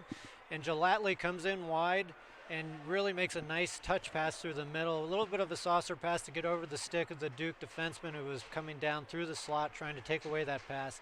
Adamson gets his opportunity and is able to bury it. 18:06 left in period number 3. Tar Heels have broken the tie once again, and they have the lead back. And that's exactly how you wanted the start of that period to go if you're UNC. Right after you kill the penalty, you score. Not only do you score, but the guy that took the penalty, and Adamson, comes out of the box, and not long after gives the Tar Heels back the lead. Speaking of UNC, they're in control again. Whelan powering into the offensive zone. To the far corner for Jacobs. Give and go with Reeves, and the one-timer from Jacobs is held on to by Luther for the faceoff. Yeah, we've talked about this, a couple times throughout the season. Gelatly, with his speed, is able to create opportunities that other players normally wouldn't be able to do. So with the speed, he was able to come wide into the zone, put a lot of pressure on that Duke defense, and that's what set up that nice scoring play. Cleared out off the faceoff by Duke. Whelan will race to it in the far corner. Up the boards, it's banked along into neutral ice. Reeves with space. Down the far wing, has a man with him, but a nice job defensively by Simon Brennan, who came over and simultaneously really denied the pass and then denied the shot. It was good play by Brennan to really, be cognizant. You're, as a defenseman in that situation, you want to take away the pass first, And then with an active stick, he was able to get in on the puck carrier and deflect that puck up into the netting. So an offensive zone face-off for the Tar Heels. Regan up against Schaffer. Schaffer wins it back to his teammate in Ryan Jex, but they can't clear. Top of the near circle, wrist shot blocked by Felix Zhang off the stick of Matt Gilatli. Zhang with speed, stops up at the blue line, and a centering pass intercepted and swatted back out by Regan. Collected at the red line and slapped in by Jex. A little bit of that dump and chase that we've seen from Duke. And now UNC will clear out. Wasn't much of a forecheck there from the Blue Devils. They'll get another chance here. Whelan pressured by Schaffer lightly. Slaps it around the boards, deflected to the middle, and now cleared out into neutral ice. Weaving down the far wing for the Tar Heels is Preby, centering pass, and it's deflected wide by Regan. Now Gilatli on the near wall, looking for an open teammate. Leaves it at the near point for Whelan. Tried to slap it deep, that was denied. Throws it on goal, and Beeson was there to try and knock home the rebound, but Luther all over that one, and we'll get another face-off. A little low shot by by Whelan, and then Regan had come in earlier and really just went wide with a nice pass that came right to the center of the crease there, and good prime scoring area. 16:41 to go in this contest. Adamson to take the face-off for the Tar Heels against Ryan Feinberg. Good face-off win there. And the Tar Heels control. Knocked behind the net. Adamson tried to direct it out in front and hit the back of the net with it. They'll fight in the far corner. Reese wins that battle. Backhands it back under the goal line. They'll fight again behind the Duke cage. Swept up the far boards. Pinching there, Karen. At least slows it up, and the Tar Heels are able to keep the zone. Reese now on the forecheck. Sam Bentland shielding him off the puck. And the Blue Devils still trying to clear. Good sequence here. A lot of hustle by UNC to keep this puck established in the zone. They've done great work at the blue line. Now in the near corner, Bentland again denied up the near wall, this time by Richard. Backhand pass out in front, Great and job nobody by there to beat it. Richard using his skates, pinching in to keep that puck in. And it finally squirts just outside of the Blue Devil blue line. And now Duke is able to clear it deep. Wonderful sequence by the whole UNC unit, applying pressure and keeping that puck in. Even though you don't get a good scoring chance, it really does a good job of tiring out your opponent. Elevated pass through the middle, bodied down by Preby, but he couldn't control. Duke in possession, now it's Luke Turkovich. Circling around behind his own net, steps past Ian Reeves as well, and then pokes the puck down deep into the Tar Heel end. Good play by Gilatli coming back to dispossess him of the puck after he had gone through two UNC defenders. And a little pinball action there through the slot. Douthit able to find the puck and cover.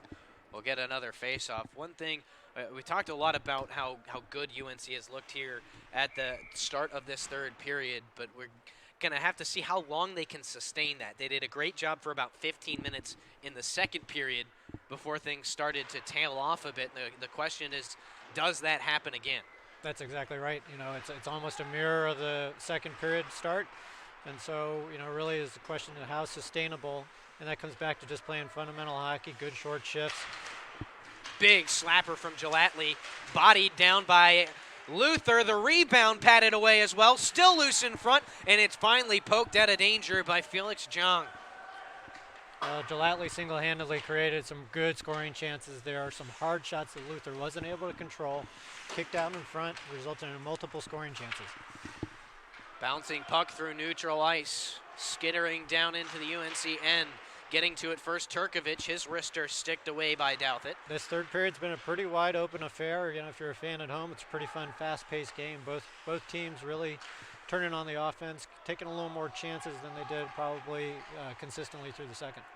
Gilatli with a quick takeaway, looking to move back in transition. Sweeps one on goal. Rebound handled as well by Luther as the trailing man, Ian Reeves, got a great shot on net. But again, it's Luther coming up big. And, you know, you look at this Duke team, you could look down their schedule and their results, and you think, wow, they need some goaltending, but that's not the case. No. This is a great goaltender in Cole Luther who has to do a lot of work to keep his team in a game like this. Yeah, we talked Duke scored 14 goals in league play a whole season, so you're not going to win a lot of games when you're averaging about 1.5 goals a game, regardless how good your goaltender is. High slot chance for the Tar Heels, and Reeves couldn't corral, or Beeson, pardon me, could not corral for the shot.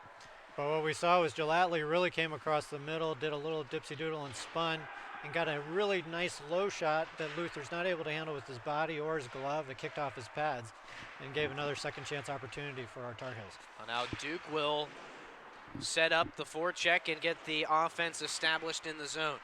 Near point, Bentland throws it back to the corner, gets it right back from Ryan Feinberg. The work along the near wall. Centering pass again stolen away by the Heels, and Graham Karen will elevate it up and out. Great job on the forecheck by Beeson. He wins the battle in the near corner, stripped of the puck though quickly by Simon Brennan. And he'll create some space down in the far corner. Across for Bentland. Passed up, nice hit by Regan to knock the puck loose. Beeson loses his stick in the commotion and can't get a good shot away. As the Tar Heels continue. Beeson and Regan are applying good pressure down here on this shift. Duke finally able to find a way out down the near wall. Weaving down the near wing now is Matt Finch. Rister blockered away by Douthit. And a loose puck in the slot. It's Feinberg. He finds a way to get to the puck. Slaps it on goal, and the game is tied. That was a great individual effort from Ryan Feinberg, as he had to beat a couple of Tar Heel defensemen on that play, and he's evened up the score. He did, and it was actually set up by Finch, who was able to tuck this puck, come in wide. He goes wide and then cuts back to the inside and is able to get a shot off, really because nobody plays his body in that circumstance. Kicks out a rebound and restarts that offensive sequence that Feinberg eventually capitalizes on. And this is gut check time for the Tar Heels. 12:45 to go in the game. They surrender their lead, and we're back tied at 4-4. And you can see that the energy level from Duke seems just a tad higher right now. We'll see if the Tar Heels can dig down deep and find a little extra. Well, if you're Duke, you've been beat up pretty bad by UNC in the past. In ice hockey, this season has not gone well for you from a season perspective, nor against your arch rival here. So I think you're going to see the energy levels for them stay high because they have a realistic shot to beat UNC. So I wouldn't expect any letdown from them at all. Play will continue despite that last shot from Gelatly actually coming up into the netting. So play resumes. Here's Gelatly again on a break, alone. He scores on the backhand. Matt Gelatly finally breaking through for the Tar Heels, and they take the lead right back with 12 minutes to go. You saw Jelly really with his speed come into the offensive zone, get good body position, and then he's able to put a nice backhand into net. You know, it's a really tough play to stop when you got somebody coming in that speed who also has the patience to go to his backhand and put that up. Really wonderful job. And I mentioned earlier, we talked about it in the first period, using that little extra burst of energy to create that chance. It's magnified more in this period. So being able to capitalize on that and not expending the energy without the result is a big plus as well. Tar Heels back on the attack. Beeson tried to center from the near corner. He was denied. Great counter by UNC, and really nice to see Gelatly get on the board considering the amount of energy and offensive chances he's created for the team today. And again, the Blue Devils will be tasked with evening up the score. Douthit sets it on a tee on the far side boards for Graham Karen. Karen wrestling with a Blue Devil. It's eventually forked up the boards, but not out. Wrist shot right into the glove of Douthit, and he'll hold on to that shot from Simon Brennan. 11:23 to go in this third period now. It'll be an offensive zone faceoff for the Blue Devils. And the go-to guy is out there. Charles Schaffer has been great on the faceoffs. Now, this is not the right circle, and so he won't take the draw to be Turkovic. But it looked like they were trying to set him up at the point for a shot. They were trying to set him up for a good shot right off the draw. And a weak clearance will avoid icing. Ben Reese on the forecheck comes away with the puck behind the cage. Knocked off by Schaffer, who also knocks his stick away, and then it's cleared up and out. Wieland gets a glove to it. Wasn't able to hold the zone, but kept it close. And now the Tar Heels with the delayed offside will have to check up. It'll be interesting to see if Duke can respond here. They have responded well. You know, they've fallen behind at multiple points in this game, and each time they've battled their way back. I think the message on the Duke bench has got to be, look, we've got more bodies. Keep throwing it at them, and eventually they're going to break. But right now, the Tar Heels have found a little extra energy after that goal, and they've been able to keep the pressure on Duke's defense. Cross ice pass from Simon Brennan. Catches the boards. They'll fight for it. Schaffer comes away with it to the middle for Zhang. His wrister off the chest protector of Douthit. Cleared to the far boards. Held in at the blue line by the Blue Devils. That was Brennan. But eventually the Heels able to force it out. The Schaffer-Zhang line has brought a lot of energy for Duke. It's given some challenges to a UNC team that obviously is running light in the defensive core. They're used to playing short on the defensive side. That Virginia Tech game a couple weeks ago, we saw them play with 4 defensemen, 3 of course tonight as we have an offsides call. Yeah, and I think, another challenge that you really might not notice unless you're paying close attention is when you have 7 players, you're never going to get the same consistent lines out there. There's always somebody new floating in and out, whether you're having 3 right wingers or 3 left wingers or 3 centers. So you don't quite get that same chemistry and gel that you would get if you're playing with the same line mates shift after shift after shift. Well, we do have 2 minutes up on the clock as John Beeson went to the box for the Tar Heels. And so he will serve a 2-minute minor. I did not see what the call was for. I saw the official's hand go up. And so now a Blue Devil power play. This is not what you wanted if you're UNC. You got to spend a lot of energy to kill this off and keep the lead. Schaffer from the top of the umbrella wrists one off the blocker of Douthit to the far corner. Back to Schaffer again. Another wrister, and again the blocker saved by Douthit. Behind the net, they'll fight for it. They've got Schaffer working that high point up there. He's their hot hand. So they're trying to put him in a position to get as many shots as possible. Well, speaking of a hot hand, here comes Gelatley with some speed after he picks off the pass to the middle. And he's going to be forced off the puck nicely by Ryan Jex. Ryan Jex did a really good job there of not getting caught up with Gelatley's moves with his hands, but just playing the body. If you play the body, there's nowhere for that skater to go. He can't outmaneuver you necessarily because you're not going to fall for something he's doing with the stick. He just saw a nice little hustle play from Mason Regan on a diving poke check to give Carolina a chance to clear, but Duke establishing the power play again. 8:50 to go in the game, 55 seconds on the man advantage for the Blue Devils. Good hustle. Aggressive play up at the point there by Reese. And he kicked it out of the zone, which will force Duke to reset the power play. Matt Finch to the far wall for Schaffer, backhanded to the middle for Turkovic. Looking for Schaffer at the point, and the puck will be cleared. Looked like it deflected off a stanchion at the UNC penalty box. And so the faceoff will come down into the Tar Heel end because it was cleared from their zone. So another important faceoff here down in their own zone. Winning faceoffs, especially on a penalty kill, can really mean the difference between 20 seconds of easy ice time in a penalty kill, relatively speaking, versus 20 seconds of really difficult skating. And a great win off the faceoff. Gelatley just slapped it all the way down the ice. Yeah, good use of going forward with the faceoff instead of pulling back. Just took a slap shot almost right off of the faceoff there. 30 seconds left on the sentence to Beeson. And 8:15 to go in the game. Man down on the far side. Zhang will get back up. Play continues, no call. And they'll fight on the near wall. They were fortunate. Schaefer had a nice looking shot there. He just went high and wide. Speaking of Schaffer, he's got it up top again. Over to the fall wall, Turkovic. Back to Schaffer. To the near point for Bentland. He'll throw one towards the net. Rebound loose on the near side. Nobody can put it on net. There for the Blue Devils with Sam Freder. Sent out in front again, and once again, nobody gets a stick to it. Feinberg was right there, really ready to hammer one home. Unfortunately, did not go in. Penalty has come to a close as Beeson returns to the ice. 7:35 to go in the game. Pass out in front. Deflects to the high slot, and a nice save by Douthit. A snapshot off the stick of Ryan Feinberg from the high slot with no traffic in front. Zhang made a nice move down there in the corner to get past the defenseman, and then had his head up and made a nice pass to Feinberg in the high slot there. So good scoring opportunity, good pressure by Duke. Good job by UNC killing off the penalty. The good news right now for UNC, it at least feels like this period has gone faster than the other two. Just 7.5 to go. Yeah, now if you're at UNC, regardless of the short bench, it ends in sight. You can mentally count up the shifts. You're maybe out there 2 or 3 more times. And so now you figure, okay, I can go leave it all out on the ice. Adamson breaking into the zone, weaving around rejects. Couldn't get it to the net. Centers it, though, from the far corner. Reese was there on the doorstep and couldn't tap it home. Great centering pass to Reese, who got that puck in his skates, was able to kick it from his skates to his hand, get a good quality shot off on Luther.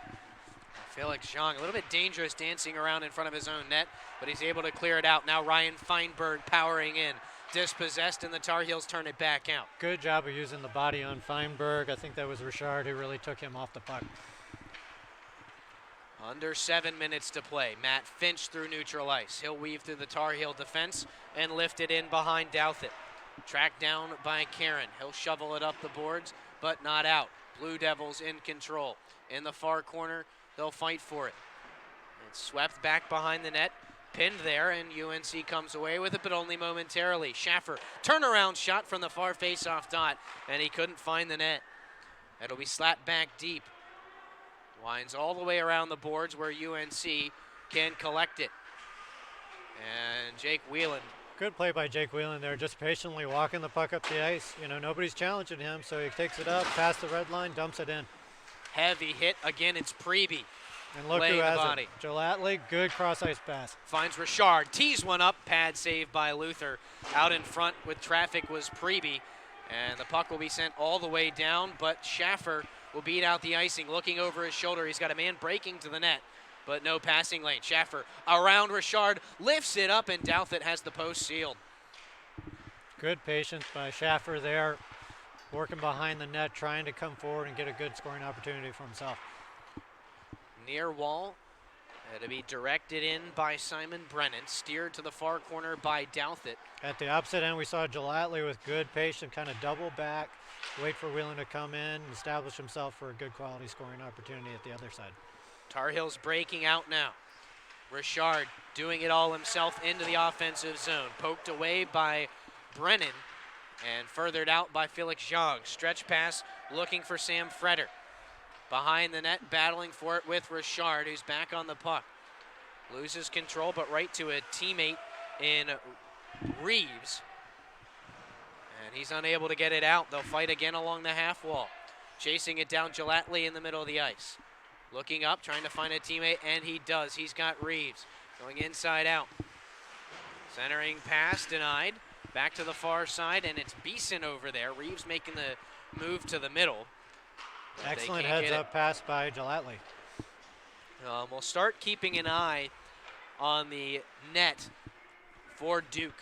4:25 to go. They're down by 1. Schaffer with the takeaway in the neutral zone. Angles to the far boards, wrapping back behind the net. So looking. I'm UNC. I want to get a body on Schaffer. I don't want him shooting. I want to make him pass. Well, they do it right there. Karen knocked him down into the far corner. But Duke's still in control. One-timer from the top of the near circle. It's loose in front after the rebound, and Duke comes away with it. Turkovic throws one towards the net, stuck in traffic, and it'll be deflected to the near corner. Some good fortune there. I don't think Douthit quite had his eye on the puck after it hit him. Another one-timer from Schaffer, and it's stopped by Douthit. Post to post he goes, and he seals it off nicely. Schaffer forcing it out in front again. Loose puck in front, and Douthit will dive on it. Great goaltending from Will Douthit to keep that one out of the net. Boy, it's a real scramble there. Will Douthit really just a one-man show. Not getting a lot of help against Schaffer. Schaffer's working behind the net, using time and space just to create small opportunities there, maybe to get a tap in or stuff in goal or just push it between the legs of Douthit. So 3:41 to go. Now, can't jump inside the head of the Duke head coach, but I would imagine in the next minute and a half to 2 minutes, we'll see him looking to Cole Luther to come to the bench. Yeah, if I had to guess, with a 1-goal lead like this, Duke's probably going to wait till sometime between 2 minutes and a minute 45 when they have possession down at that end of the ice at UNC's end, whether off a face-off or on a good rush to pull Luther. Well, they certainly don't want to pull him if they don't have to, and it looks like Duke will call a timeout here. And I didn't see who it was signaled. Certainly UNC could just be looking to get a little extra rest to try and get a little extra boost for the last 3:41.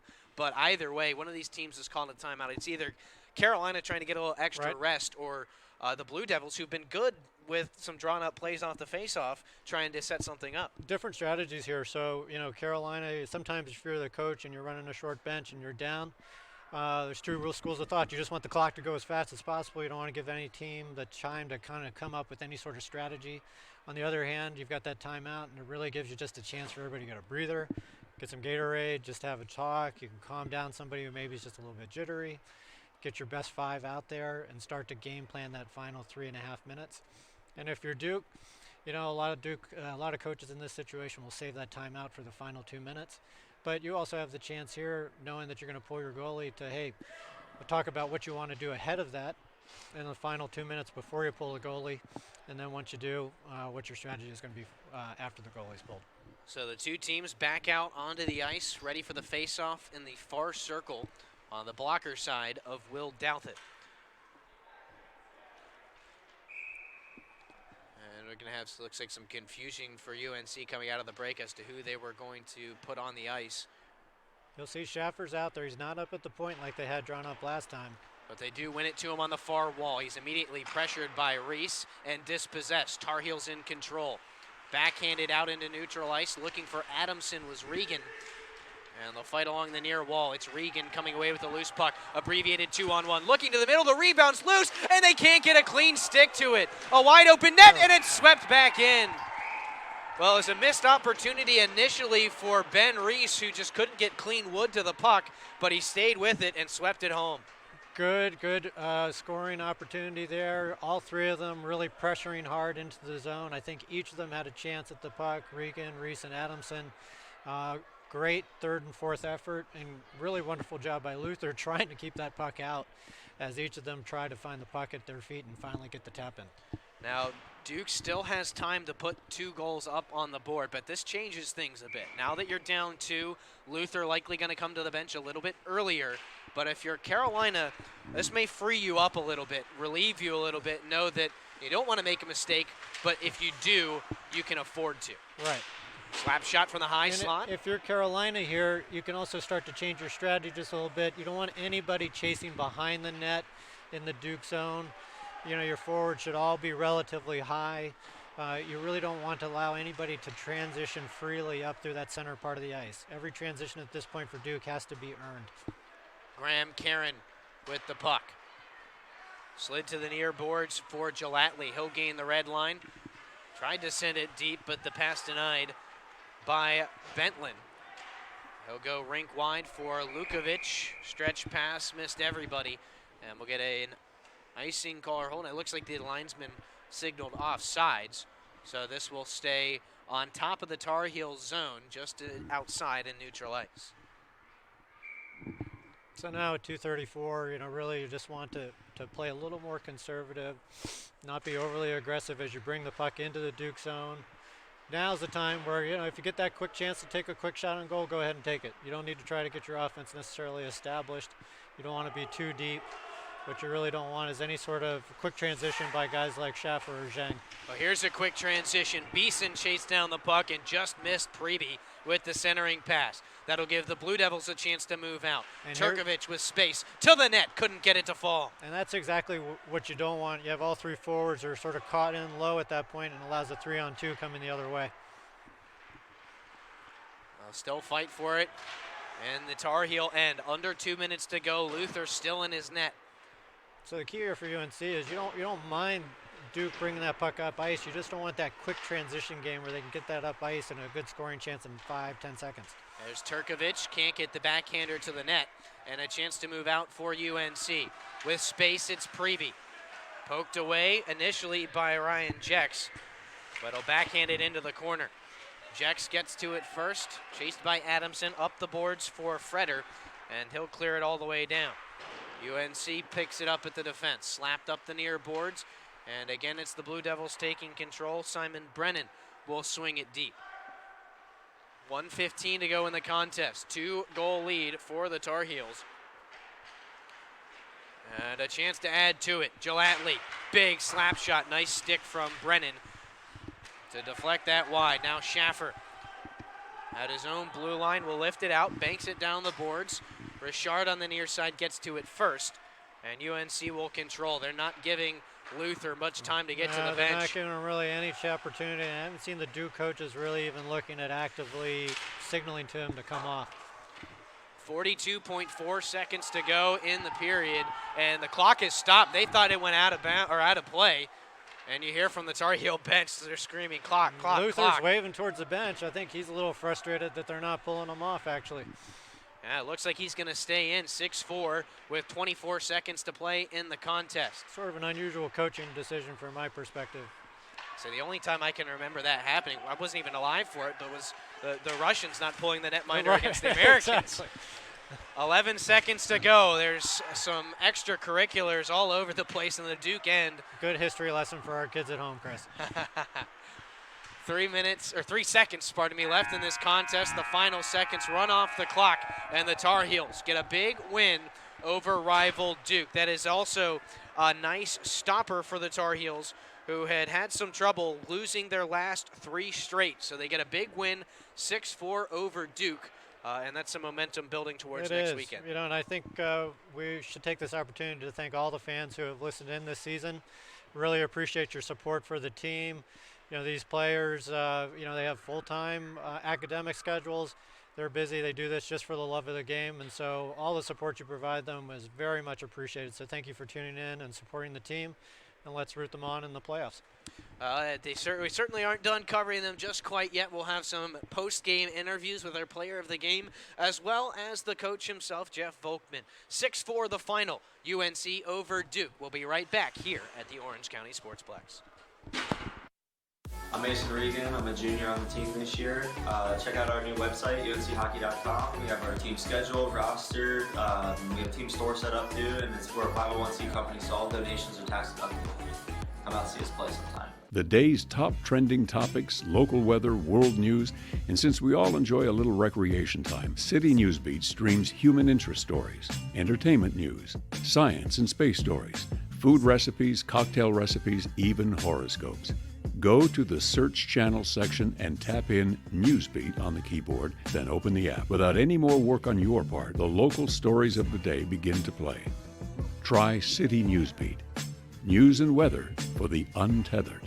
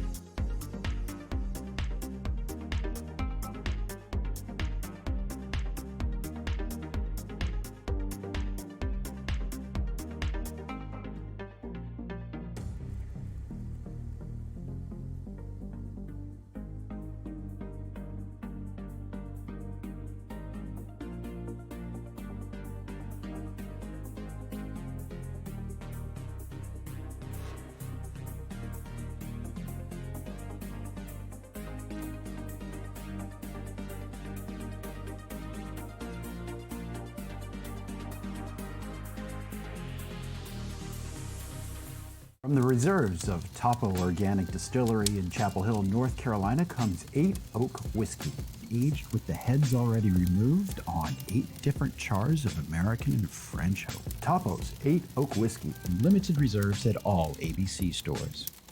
I'm Mason Regan. I'm a junior on the team this year.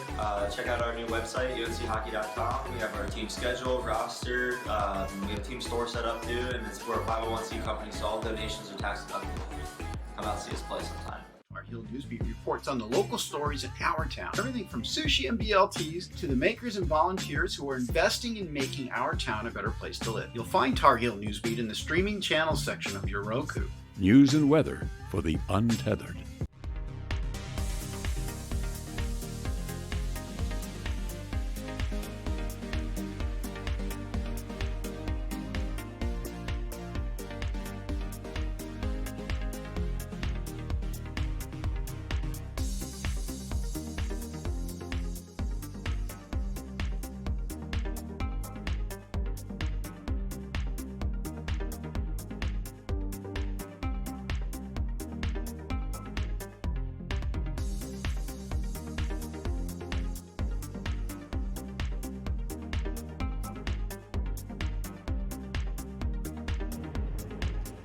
We're back at the Orange County Sportsplex after a 6-4 victory for your UNC Tar Heels over the Duke Blue Devils. Chris Lehman, John Johnson here with you after the UNC win, but a gritty third period for them, John. They had a short bench, and it was really back and forth. Duke didn't go away without a fight. No, we saw a resilient Duke team who battled back, and we saw a very resilient UNC team. Both teams facing their challenges. Obviously, Duke has not had the season that it's wanted, but had a chance to put its rival away. And UNC is playing with a short bench. It's in balance, too. 7 forwards, 3 defensemen, not the ideal types of balance that you want, when you're going into a game with a short bench. So both teams played very well. It was nice to see UNC come out strong at the beginning of the second and the third period and really establish a lead and respond to the Duke threat. And something that's important when you're dealing with a abbreviated bench for the game is some veteran leadership. We'll get a second here soon to talk with alternate captain Jesse Jacobs, but what did you see out of the veterans on this team today? Well, I think what we saw was, UNC really played well when it took its time and was just a little more patient coming into the zone. We saw in the first period a lot of shots, but sometimes those shots were a little rushed as they came into the zone. And we talked at the first intermission about coming in, just taking a little more time, establishing it. If they're going to give the opportunity to go behind the net, allowing your defenseman to come in, not necessarily so that your defenseman can score, but with a goalie like Luther who's seeing the puck really well, you want to get low shots that are able to bounce off his pads, but necessarily kick out to the middle, and also set yourself for opportunities where maybe you get a 2-on-1 or a 3-on-2 look that you can feed across and make him move laterally to beat him. And they really did a nice job there. We saw that from folks like Adamson, Jacobs, Gelatley, all using time and space to their advantage. All right, well, it was certainly a game that didn't really mean anything towards the playoff picture. We talked about that throughout the course of the game, but you get a gritty win, a confidence-boosting win. So what does that mean moving forward for UNC? Well, I think we saw a tough stretch for UNC where we were playing some of the top teams in the league, and so those were resulted in losses. So it's nice to come out and what I have a call getting it back to fundamentals in a confidence-building game here. So when you're able to win with a short bench, able to go out, work on things like puck possession, face-offs, which we saw improve a little bit in the third period. Some of the things that we'll have to do, eliminating penalties in the third period, things that we're going to have to do to have a successful run in the playoffs. That's really important, and you can use a game like this to build off in a playoff run. All right, thank you, John. Of course, you did a great job with us over the course of the season. Glad to have you on. Yep, it's been a real pleasure. Thank you so much. All right, we're going to step aside for a moment. When we come back, alternate captain Jesse Jacobs will join me. 6-4 the final. Your UNC Tar Heels over the Duke Blue Devils.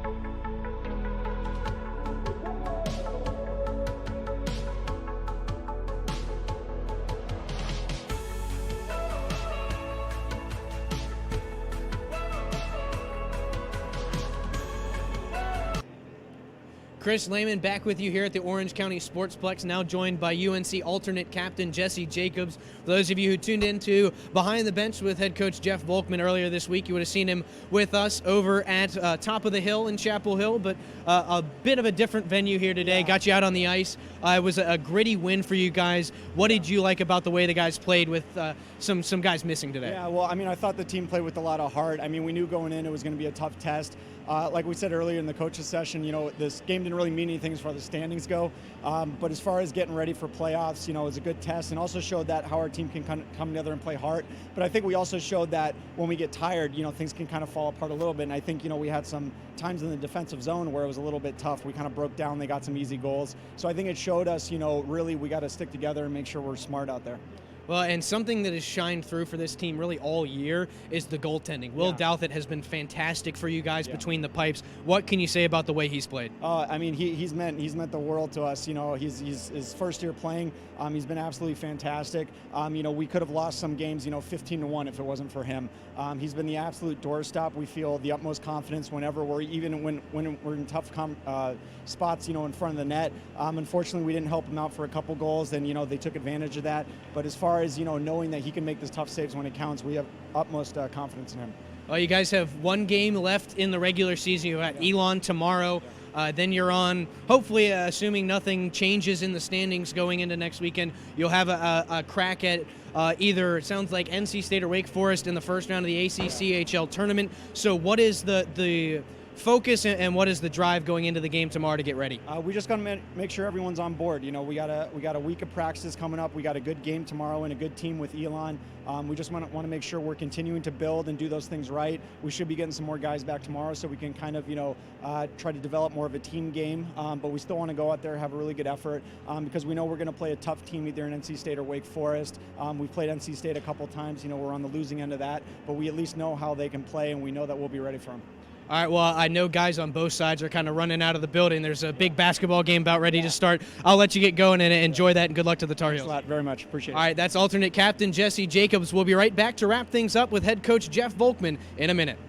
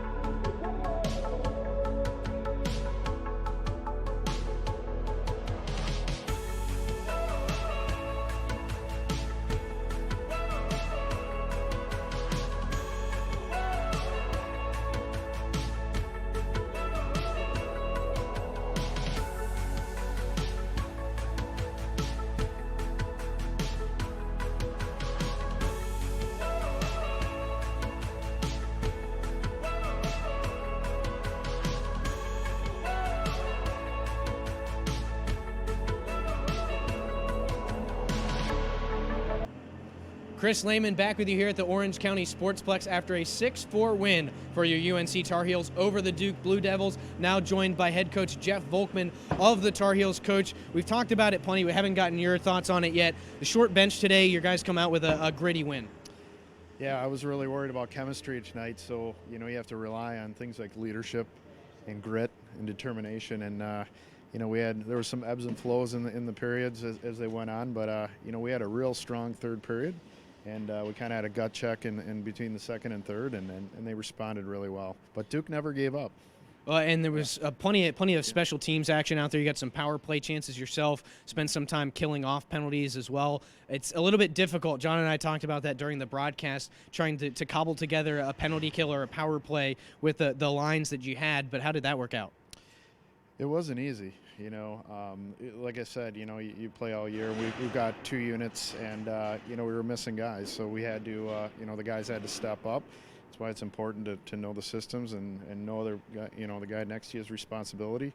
Goaltender, he played their team. Their team didn't give up. They were, very resilient. I think I heard you say. I would agree with that. But it's a rival game, and our guys didn't back down, no matter how many guys are in the bench. And it's kind of nice to face that little bit of adversity and shake up before the playoffs, And speaking of the playoffs, you do have one game left against Elon tomorrow, but after that it's do or die. What does that change for you in the mentality? Obviously it's a little bit different, even though you kind of want to play the same way. Yeah, we're going to play, we'll have our whole team back tomorrow, with the exception of one guy who's got the flu, but we're coming in, we're going to play our game.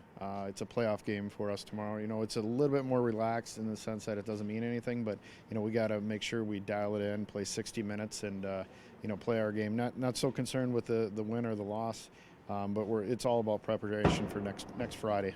All right, Coach, thanks so much for joining us today, as you did really all season. Glad to have you on. Glad to cover the team. It's been an exciting run, and hopefully there will be coverage next weekend at the ACCHL tournament. We'll hope to see you in the semifinals on Saturday. Yeah, you guys are we're very fortunate to have you guys. You're the best. All right, well, that will wrap up our coverage. Don't miss the Tar Heels tomorrow. We won't have it broadcast, but they will be here at the Orange County Sportsplex taking on the Elon Phoenix. They finish off here tonight with a 6-4 win over the Duke Blue Devils, and we'll see you next season.